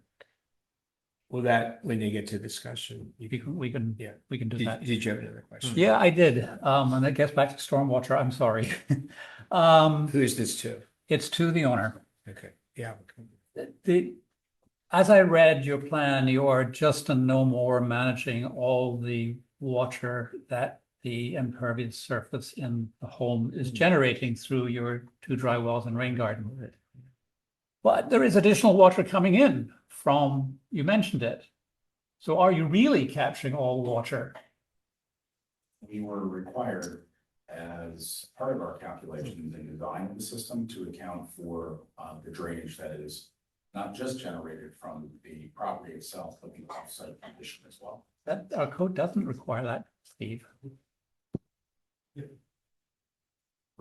The offsite drainage area is in the left rear portion. It's a relatively small portion of the overall lot area and the roof, but it does drain into the property, and the county has a requirement that we manage that flow. Oh, I see. County does, right. Okay, is your, So, was your question answered? well, I just want to make sure then that the numbers you're giving me covers both the drainage into the rain garden from the offsite as well as the drainage from the house. That's correct. No wonder it's such a big rain garden. Thank you. Yeah. That's it. Councilor Kumar, do you have further? No, no further question. Okay, Councilor Rovak. My question's for Steve. So can you explain this building coverage has to be less than 24.2%, and that's an infill and then new. So is this a new rule with Montgomery County? It's been around for at least a decade. Oh, okay. 2008. Okay, and so the building coverage has to be under 24.2%. This house coverage is 23%, so that's under. But then the impervious surface space is 38.7%, which seems pretty hot, like a big difference between the two. So when they're calculating the house percentage of the 23%, are they taking into account the screen porch A screen porch. or screen patio? I don't know what, no, it's you're calling it a screen porch. Yeah, the criteria for building lot coverage is the home itself, the proper home. So not the screen porch. The screen porch, if it is within the 3-dimensional building setback line and it does not have like a finished house space above it on the second floor, and it's just a screening porch, it is excluded from that calculation of building lot coverage. And so is this screen porch excluded? Yes, And then the patio is excluded?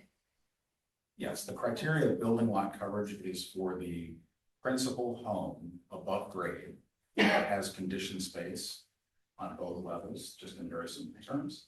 So that building lot coverage is the percentage calculation that I believe Steve shared earlier. And the impervious coverage is always a good bit larger than that because it includes the driveway and patios and walkways and so forth. And, you know, I know we've been talking about lot coverage and including, because, you know, one of the things that we've talked about is that Montgomery County doesn't include all the things, you know, in their calculations.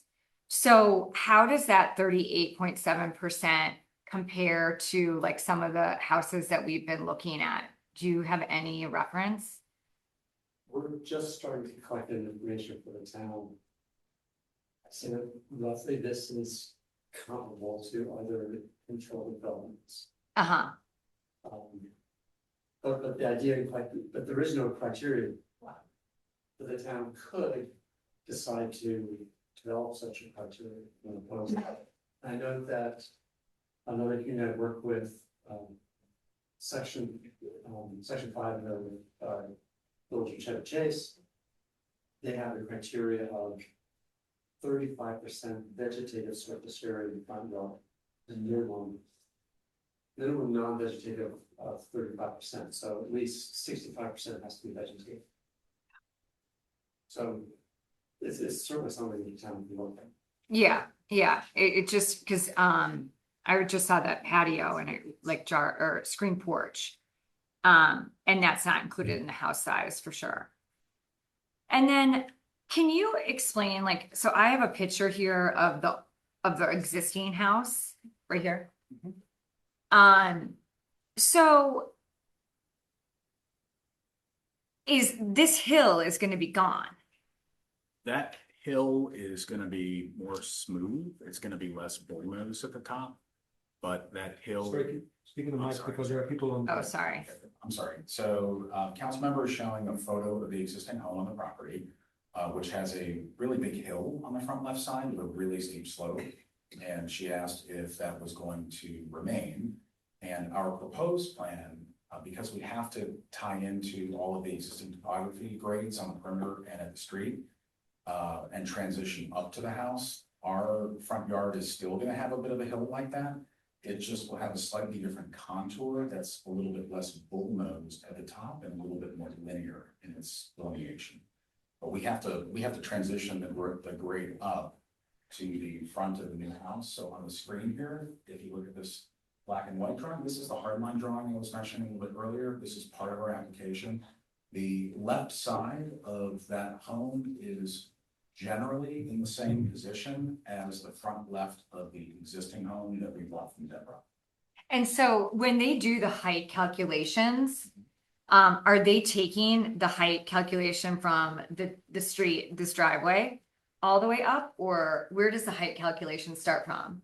It's a great question. So the height calculation is a weighted average measurement across the entire front of the house. And the data, like the starting point, is the lower of the existing grade or the proposed new grade. So it's quite stringent and it factors in that extra height on the right. That's the really tall part of the house. That's the part that the neighbors have told me, boy, that's really tall. That looks, not pleasing to us. And that's because of the fact that we have the driveway, just as you see it in the photo of the existing house. So when we do the calculation of 32 feet, that's actually quite a bit higher than the actual height of most of the homes above the grade because it has a weighted contribution from that really tall spot right above the garage door. This is the standard calculation method that is in use. So if you were to walk around most of the house, it's about 24 feet of framing on top of the foundation.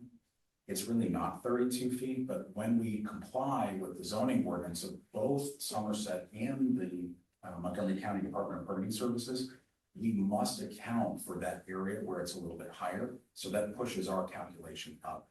So it really is in reference to the entire front, but it's a weighted average calculation. So it does include this garage space. It does.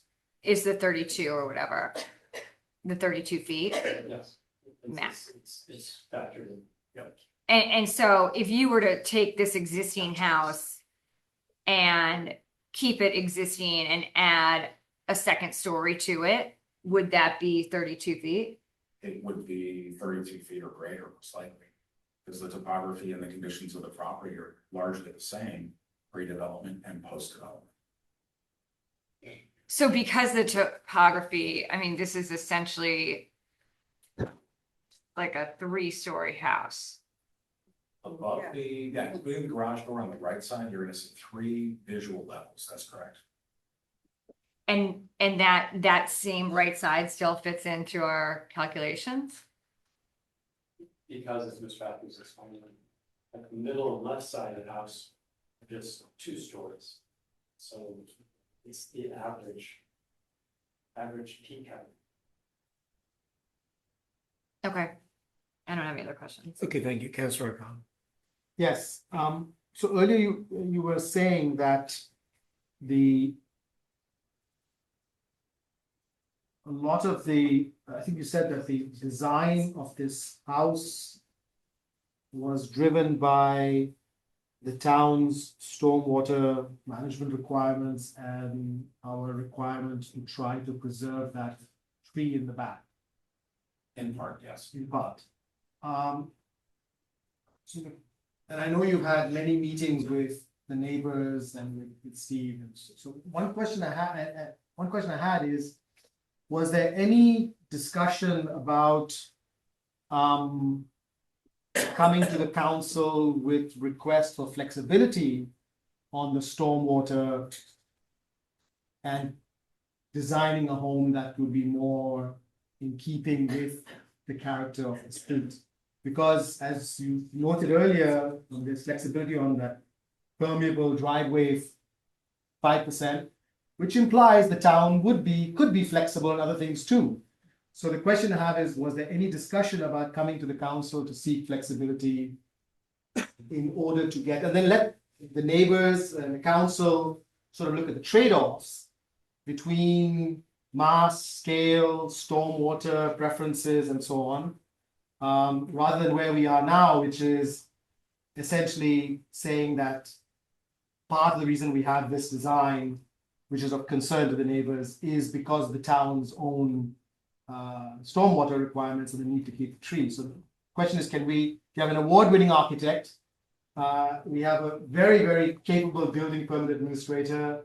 I think you have neighbors who want to try to find a constructive way forward. Was there and could there be a possibility to revisit this?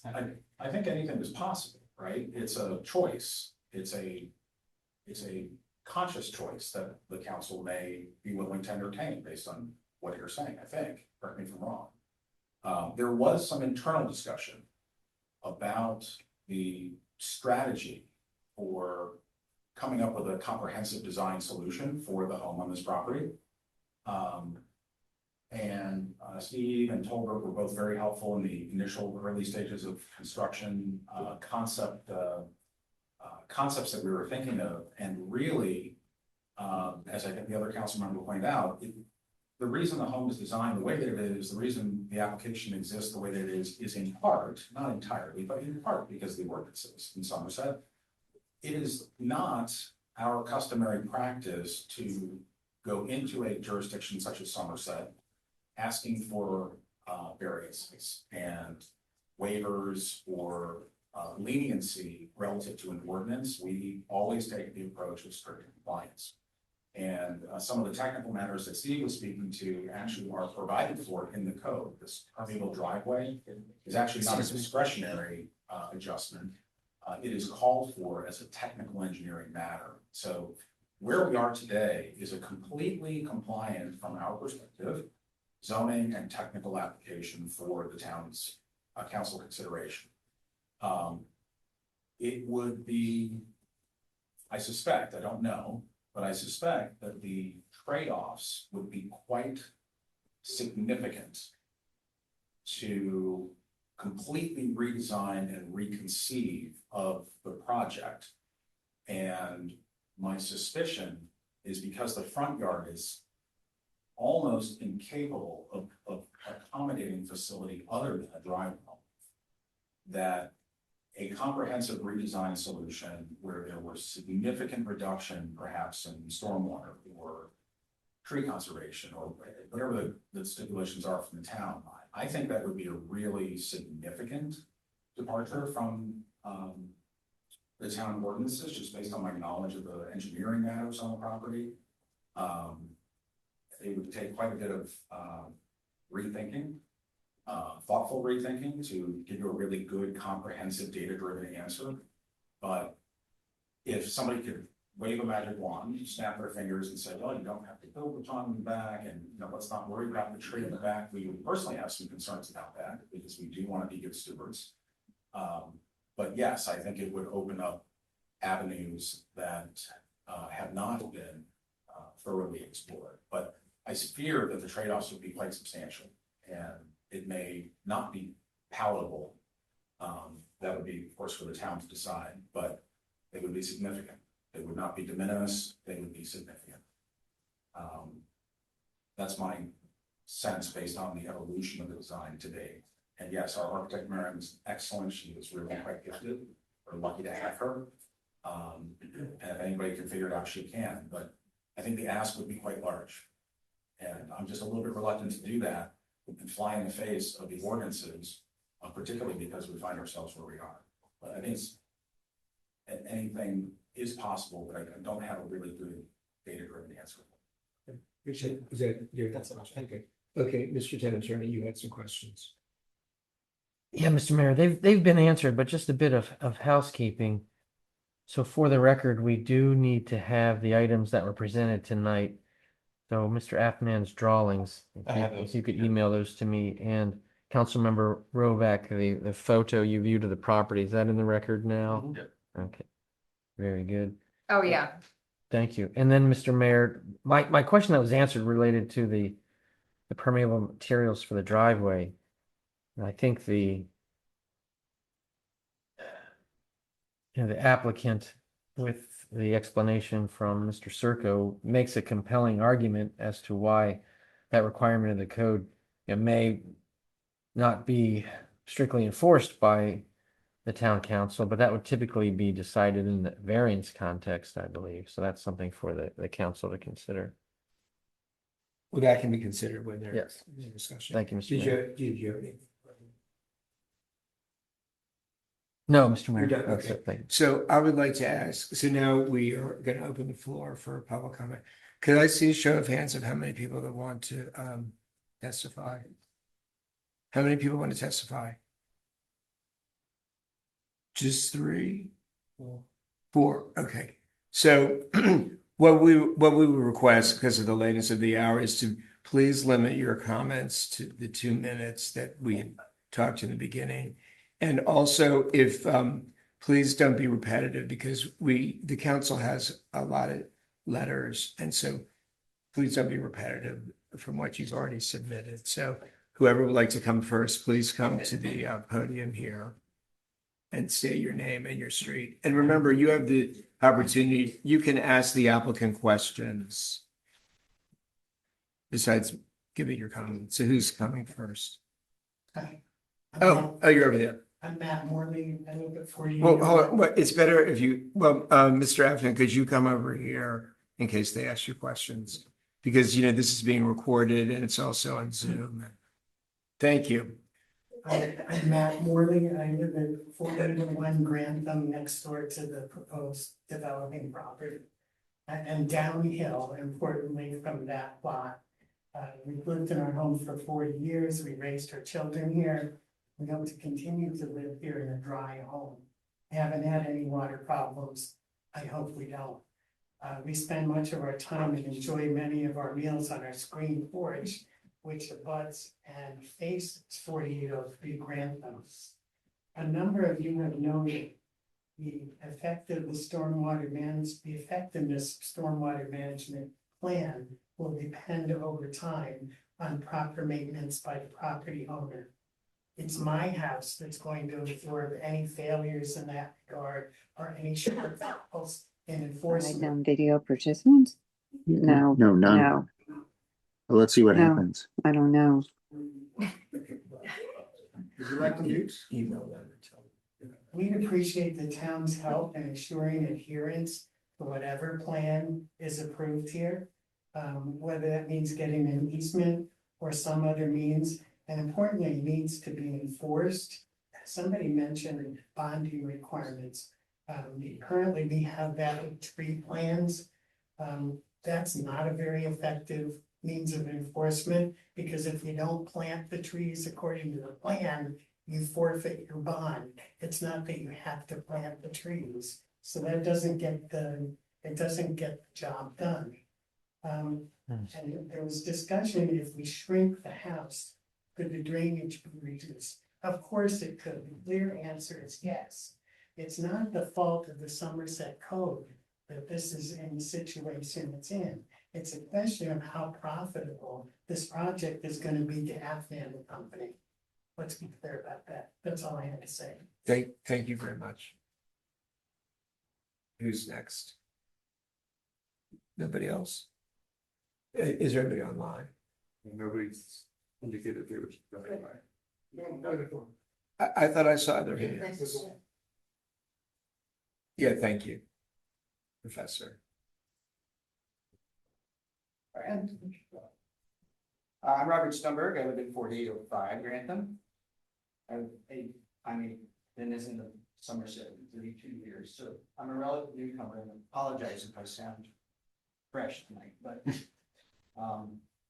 2 minutes. When I got Brian's proposal, I just had kind of a flashback, and it was a Joni Mitchell song involved, you know. Don't it always seem to go, you don't know what you got till it's gone. And I first started to notice that I was missing something on our block when Miriam Rosenthal built her big box on the west end of the street, Nancy's house. And at the time, a lot of grumbling on the street, it's big, it's ugly. And you know, it's far enough away from me, I thought, too bad I have to look at it every day, but it gave me a sense of appreciation for the rest of the block. It was like a constant reminder of the scale, the openness, the scale we didn't have and the openness we did have, and the whole initial concept. Yeah, it was tract housing, but it was mid-century modern concepts of seeing green between the houses and over the houses and all around the houses. And then some years later, it's 2 years ago now, right across the street from us, 4806 Grant, was purchased by a developer. Half of the house, the one-story part, was torn down, and a pretty tall 2-story, I think it's in the range of 28 feet, replaced it, and now it's a 72-foot wide edifice. That's right across the street. So our view of the green in the sky and the tree and the birds is now replaced by a gray house. Brian's house is going to be accent colors. So if you look at the slides I gave you, I have a picture of the view from our east-facing windows toward Joy and Matt's house. You can see our view now and what it'll be, an accent color. 24-foot wall on our side. So Miriam's house was the big box at one end. And then across the street, we have kind of a wall-like edifice. Brian's is going to be another big box to our left. And the next house, I think, to sell on our block is the immediate house to our right, 4807. Because the owners moved out a few years ago, they rent it, they expressed an interest in selling. Perhaps Brian, you'll buy it. So what I feel I'm losing, step by step, year by year, is the neighborhood we moved into. Would I buy our house now if it was next to Brian's house? No. That's not the neighborhood I would choose to live in. Now, I didn't honestly choose Somerset because of its awesome beauty and openness. I moved in for true love, right? But once I became a denizen of Somerset and I started losing what I didn't know I had until I lost it, you know, now I have a real feeling of impending loss. And it's not just like a theoretical proposition. It's happening in real time all around. One of my attachments is a map I made of tear down since 2005, the downhill side of Dorset. And you can see that these tear downs and build ups occur in clusters. And we on Grantham are the next cluster. With your house, it would be 1, 2, 3. Already, even at 4807 doesn't change. So that's my story. It's just that feeling that goes along with all the stuff that I wrote about. I gave you a 4-page letter with 10 pages of exhibits. Mr. Mayor, it's one of the shortest things I've written in a long time, so I'm really trying. That's fine. And to avoid repeating myself about what you've already seen there, I do encourage you to look at the pictures, because they are evidence of the eloquent letters that my neighbors have written to you, expressing their concerns. I say, if you want to get a feel for the community response to this big box, it's more than just 2 stories. Look at their letters and then look at my pictures. Final thing I'll say is, what the hell is that duplex doing in the slides? So when I saw the design that Brian sent, at first I thought, oh, he sent me the wrong picture. This is the duplex. And then everybody was talking about duplexes when the town leaders were replying to the state's downzoning law and the mayor's bill and the legislature and the county planning department's proposal for downzoning. The governor. Governor. You said the mayor's bill. No, I apologize. It's not my bill. But anyway, keep going. So there seemed to be a consensus that duplexes were not good for Somerset, and I agree. But I thought it would be interesting just to take 4803 Grantham and pluck a duplex in that picture to see what it would look like. The average duplex, I looked it up, is about 55 feet. Brian's house is 60 feet wide. So when you look at the duplex and then juggle back and forth between Brian's house and the duplex, I kind of like the design of the duplex better, only because of scale. They're both kind of, modern design buildings. So that which everybody was sure they didn't want, the neighborhood with duplexes filling in the gaps. I'm getting something next door to me that's bigger than the damn duplex. I think the duplex looks better. Oh, I also threw in a picture at the end there where you can see Barry Rosenthal's house, the big box at the other end, juxtaposed against Brian's picture. My first impression was, gosh, I think these were drawn by the same architect. Thanks for this chance to speak. Thank you for being brief. Who's next? Anybody else?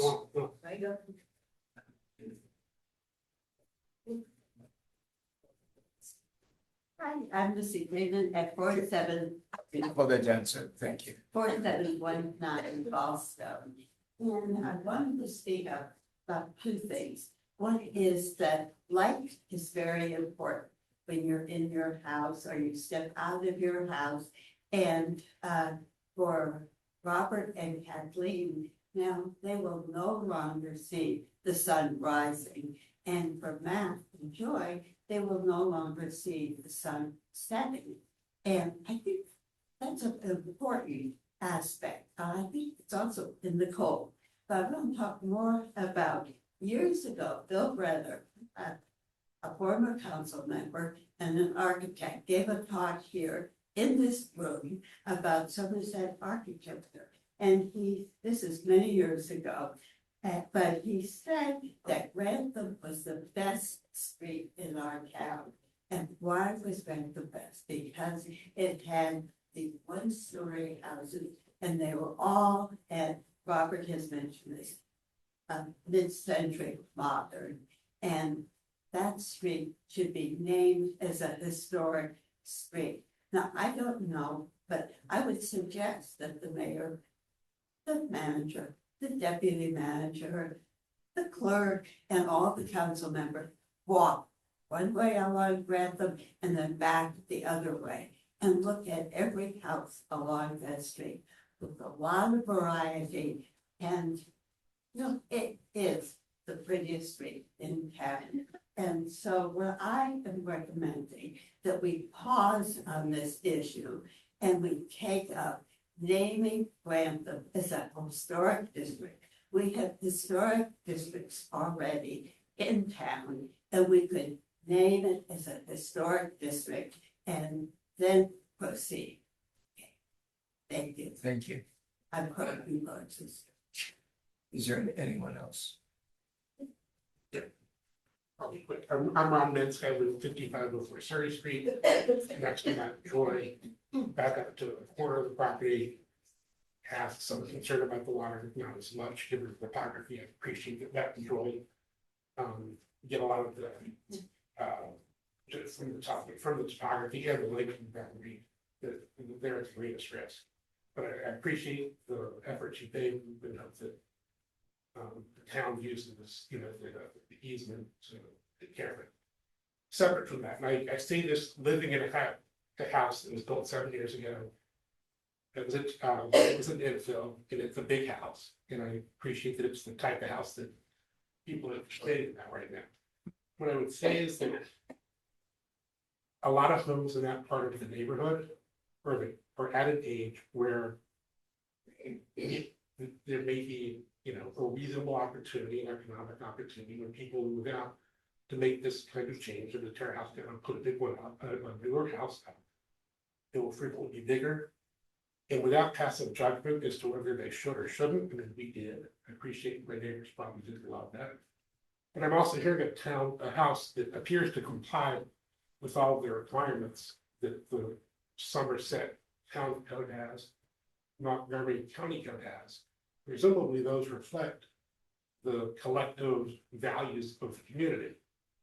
And I think that to the extent that this is an issue that may be coming up again, it might make sense to think about it in terms of the code, and not, we're doing it on a house-to-house basis now because the code hasn't been adjusted to reflect this change.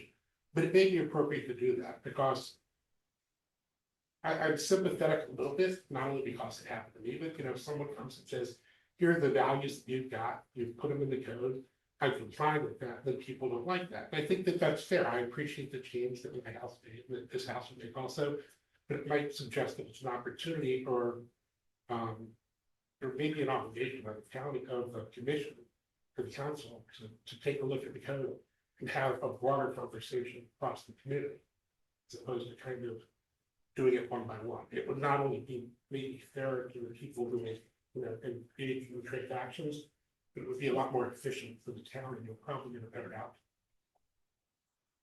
Okay, thank you. Is there anybody else in the room? I think somebody. Nobody has indicated I'm on it. Okay, thank you. So before we close the public portion of the hearing, because there is opposition, I'm required to give the applicant the opportunity to present any rebuttal testimony. Thank you, Mr. Mayor. I don't know that I have a rebuttal so much as just some thoughts in response. I think that all of the concerns that my neighbors in Grantham have expressed are absolutely valid. I can absolutely understand the apprehension, the skepticism that has been voiced this evening and in written testimony, and to me at our meetings at dining room tables. Many of my neighbors were very gracious, welcoming me into their homes. There was not a lot of judgment. There was a lot of listening, a lot of questioning, and really seeking to understand. And I appreciate that. I think construction inherently is disruptive. It is inconvenient. It is loud, and it is not, I think most people will say, terribly welcome. However, it is relatively short relative to the duration of life of the community. And so my hope that the work that we do, not just here in Somerset, but throughout Bethesda and Chase and Montgomery County, is that the work that we do is good work. That what we do well, and we want nothing different for here, for Grantham. I think what I'm sensing, and what I think has been very eloquently articulated by many this evening, is just a divergence in what is viewed as an appropriate design housing solution. And I think that's quite apparent.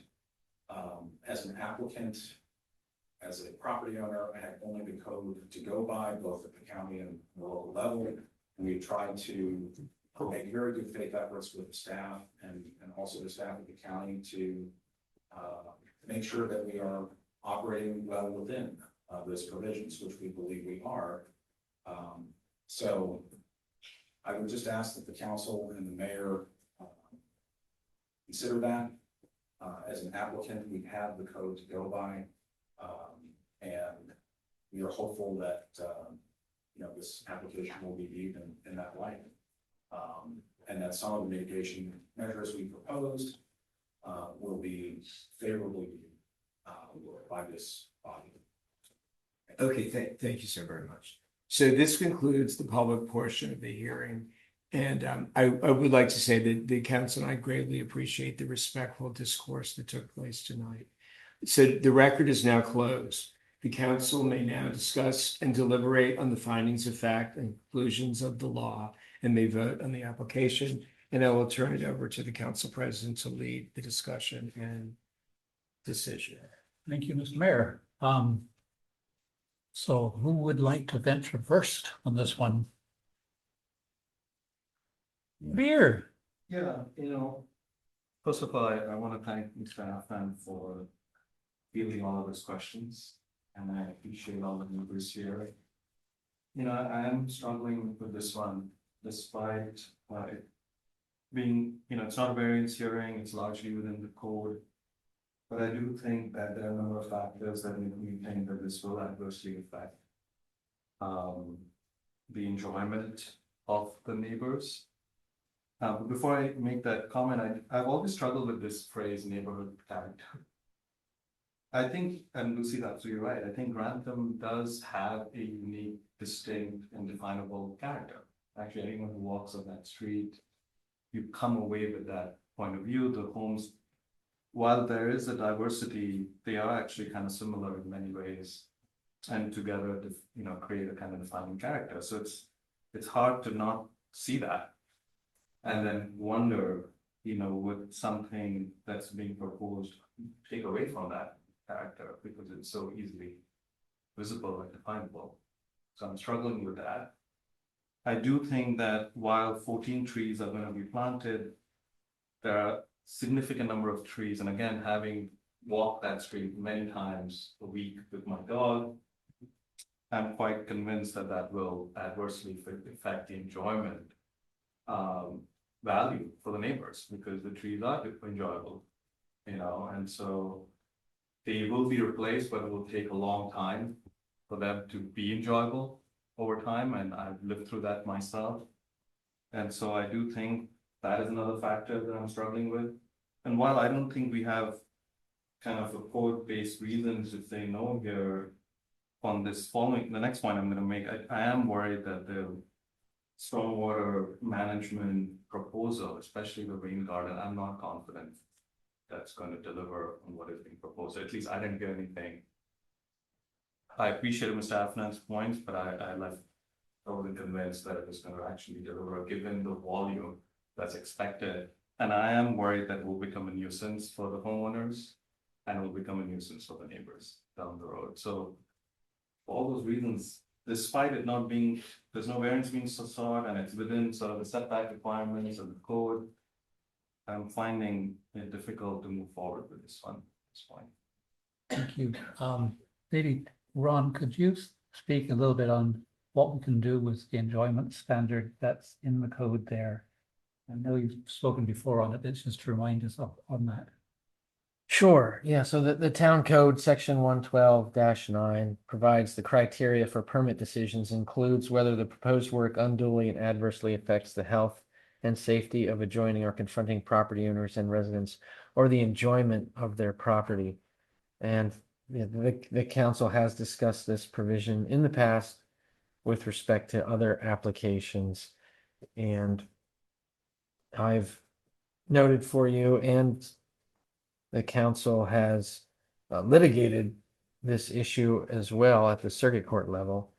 And there are some problems with this provision in my opinion.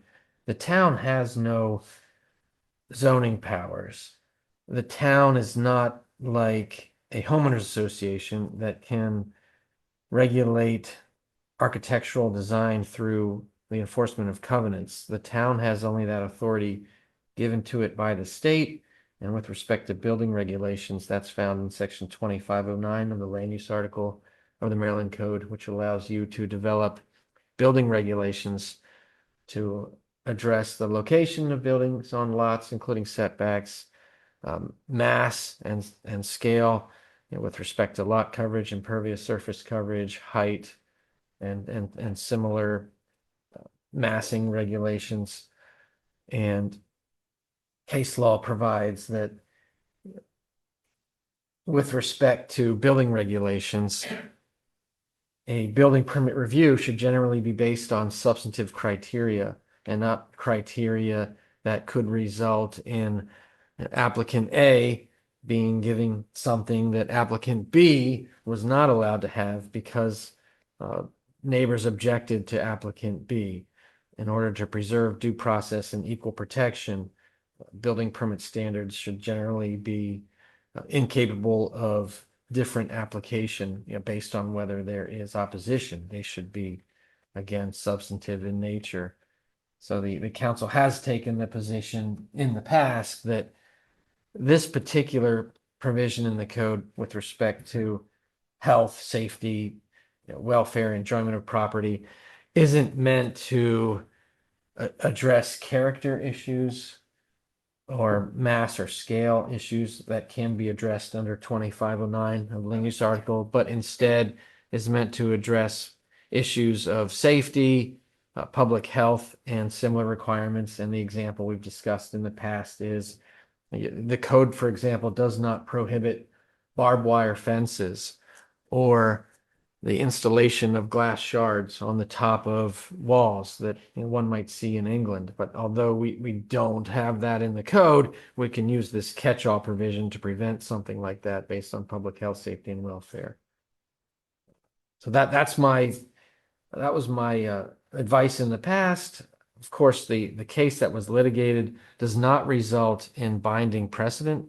A circuit court decision which upheld the town's application in that case is not binding precedent. Circuit court decisions do not create binding precedent. Only our appellate courts do. So the council is capable of rendering a different decision if it were so inclined. Thank you. All right, Rivit?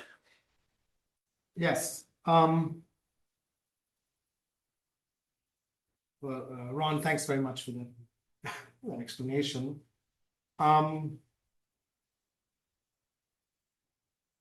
Yes, I agree with the concerns that Kabir has raised. Notwithstanding what Ron has said, that this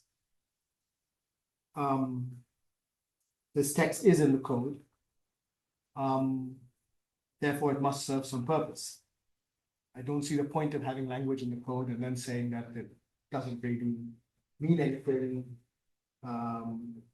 Health and safety or the enjoyment. It doesn't say health and safety and enjoyment. So to me, it's very clear that while there may not be specific subjective provisions in the code that would be the basis for rejecting the application, I think that as representatives of the community, we should be able to take into consideration the neighbors' enjoyment of their property. My own view is that if 14 residents write with the same concerns, to me that not only rises to the level of enjoyment of the property, it also affects the very next paragraph, which is the general welfare of the town. So, we live in a democratic government that should listen to the community. That's, I think, one of the things that we criticize our county and our state is they're not listening to communities. And I think that we as a council have to listen. And if a significant number of residents have raised concerns about enjoyment of their property, I think it rises to the problem of even the general welfare of the town is affected. For me, let me just add one more thing on this question of enjoyment of the property. I think there is, in fact, a very objective criterion that I apply when I look at this paragraph. If you are significantly reducing the amount of sunlight into somebody's home, that is a pretty objective criterion. That's not subjective, or wouldn't it be nice if the house looked like this or looked like that? I think every home was purchased with certain expectation of the sunlight. They've enjoyed that feature of their home. And I think we as a council should respect that as a very, very objective, not subjective definition of enjoyment of their property. It's not just a matter of the view, it's a matter of sunlight. And sunlight is, I think, pretty important for people's health.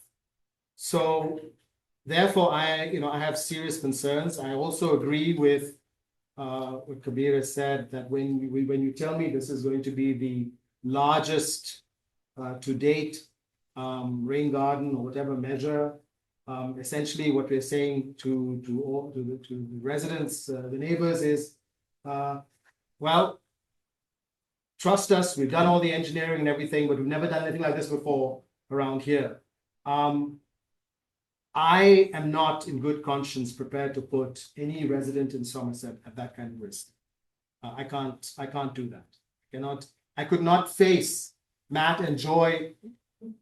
If for some reason something went wrong, I would say, well, the engineer said it was right. Sorry, your basement doesn't exist anymore. So I think, for me, when you're starting to push the boundaries, I respect engineers a lot, but I also am concerned that there's an element of risk here that I need to assess. So I will close with that. I think that I think that the way forward I would request is that the applicant meet collectively with. Well, wait. Yeah, it sounds like a motion. So Okay. I think. Yeah, we need to hear from Shannon. I think you want to hear, and then maybe it sounds me like you're too. prepared to make a motion. I agree with Kabir and Rohit, and I just think that, this street is special, and this just does not conform to the street, and it will impact people's enjoyment, and Okay, so it sounds like that Councilor Khan is prepared to make a motion. Well, maybe I can speak to. We'll let him. I think he's ready to make a motion. So let's let him make a motion. Okay, well, all right, go ahead and make. Because it sounds like. Go ahead, Robin, go ahead. Thank you, because we haven't all spoken yet, and I would like to speak.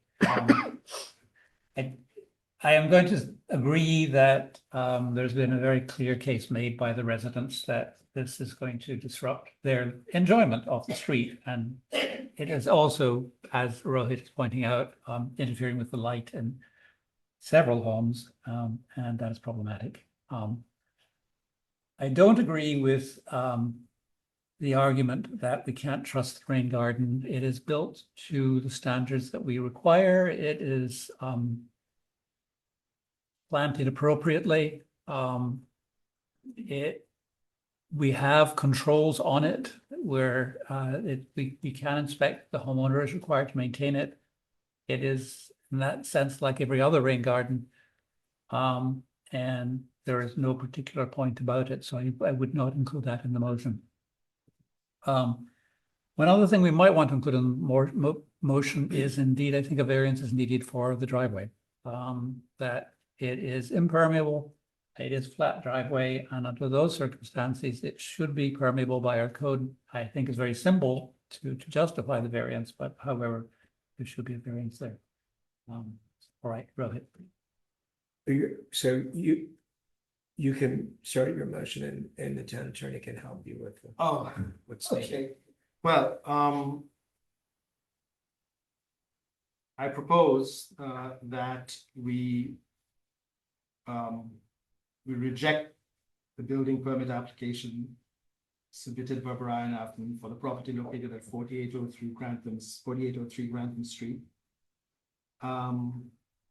And request that the applicant meet with the signatories to the letter submitted to the council to explore alternative design options. That will let's maintain, see. yeah. Let's, do you want to help him, Mr. Tan? I think that's fine, Mr. Mayor. Is that- I would just change request to suggest. Okay, so is that your motion? That is my motion. Okay, is that legal and technical? Yes, Do you Mr. want to Mayor. restate the motion? It's a motion to deny the building permit application for the reasons discussed by the council and to suggest that the applicant meet with the neighbors to discuss alternatives. Okay, is there a second? Second. Is there discussion? Hearing none, all those in favor? Aye. All those opposed? Thank you very much, everybody. And is there a motion to adjourn? So moved. I don't think Robin, did you vote? I didn't vote, no.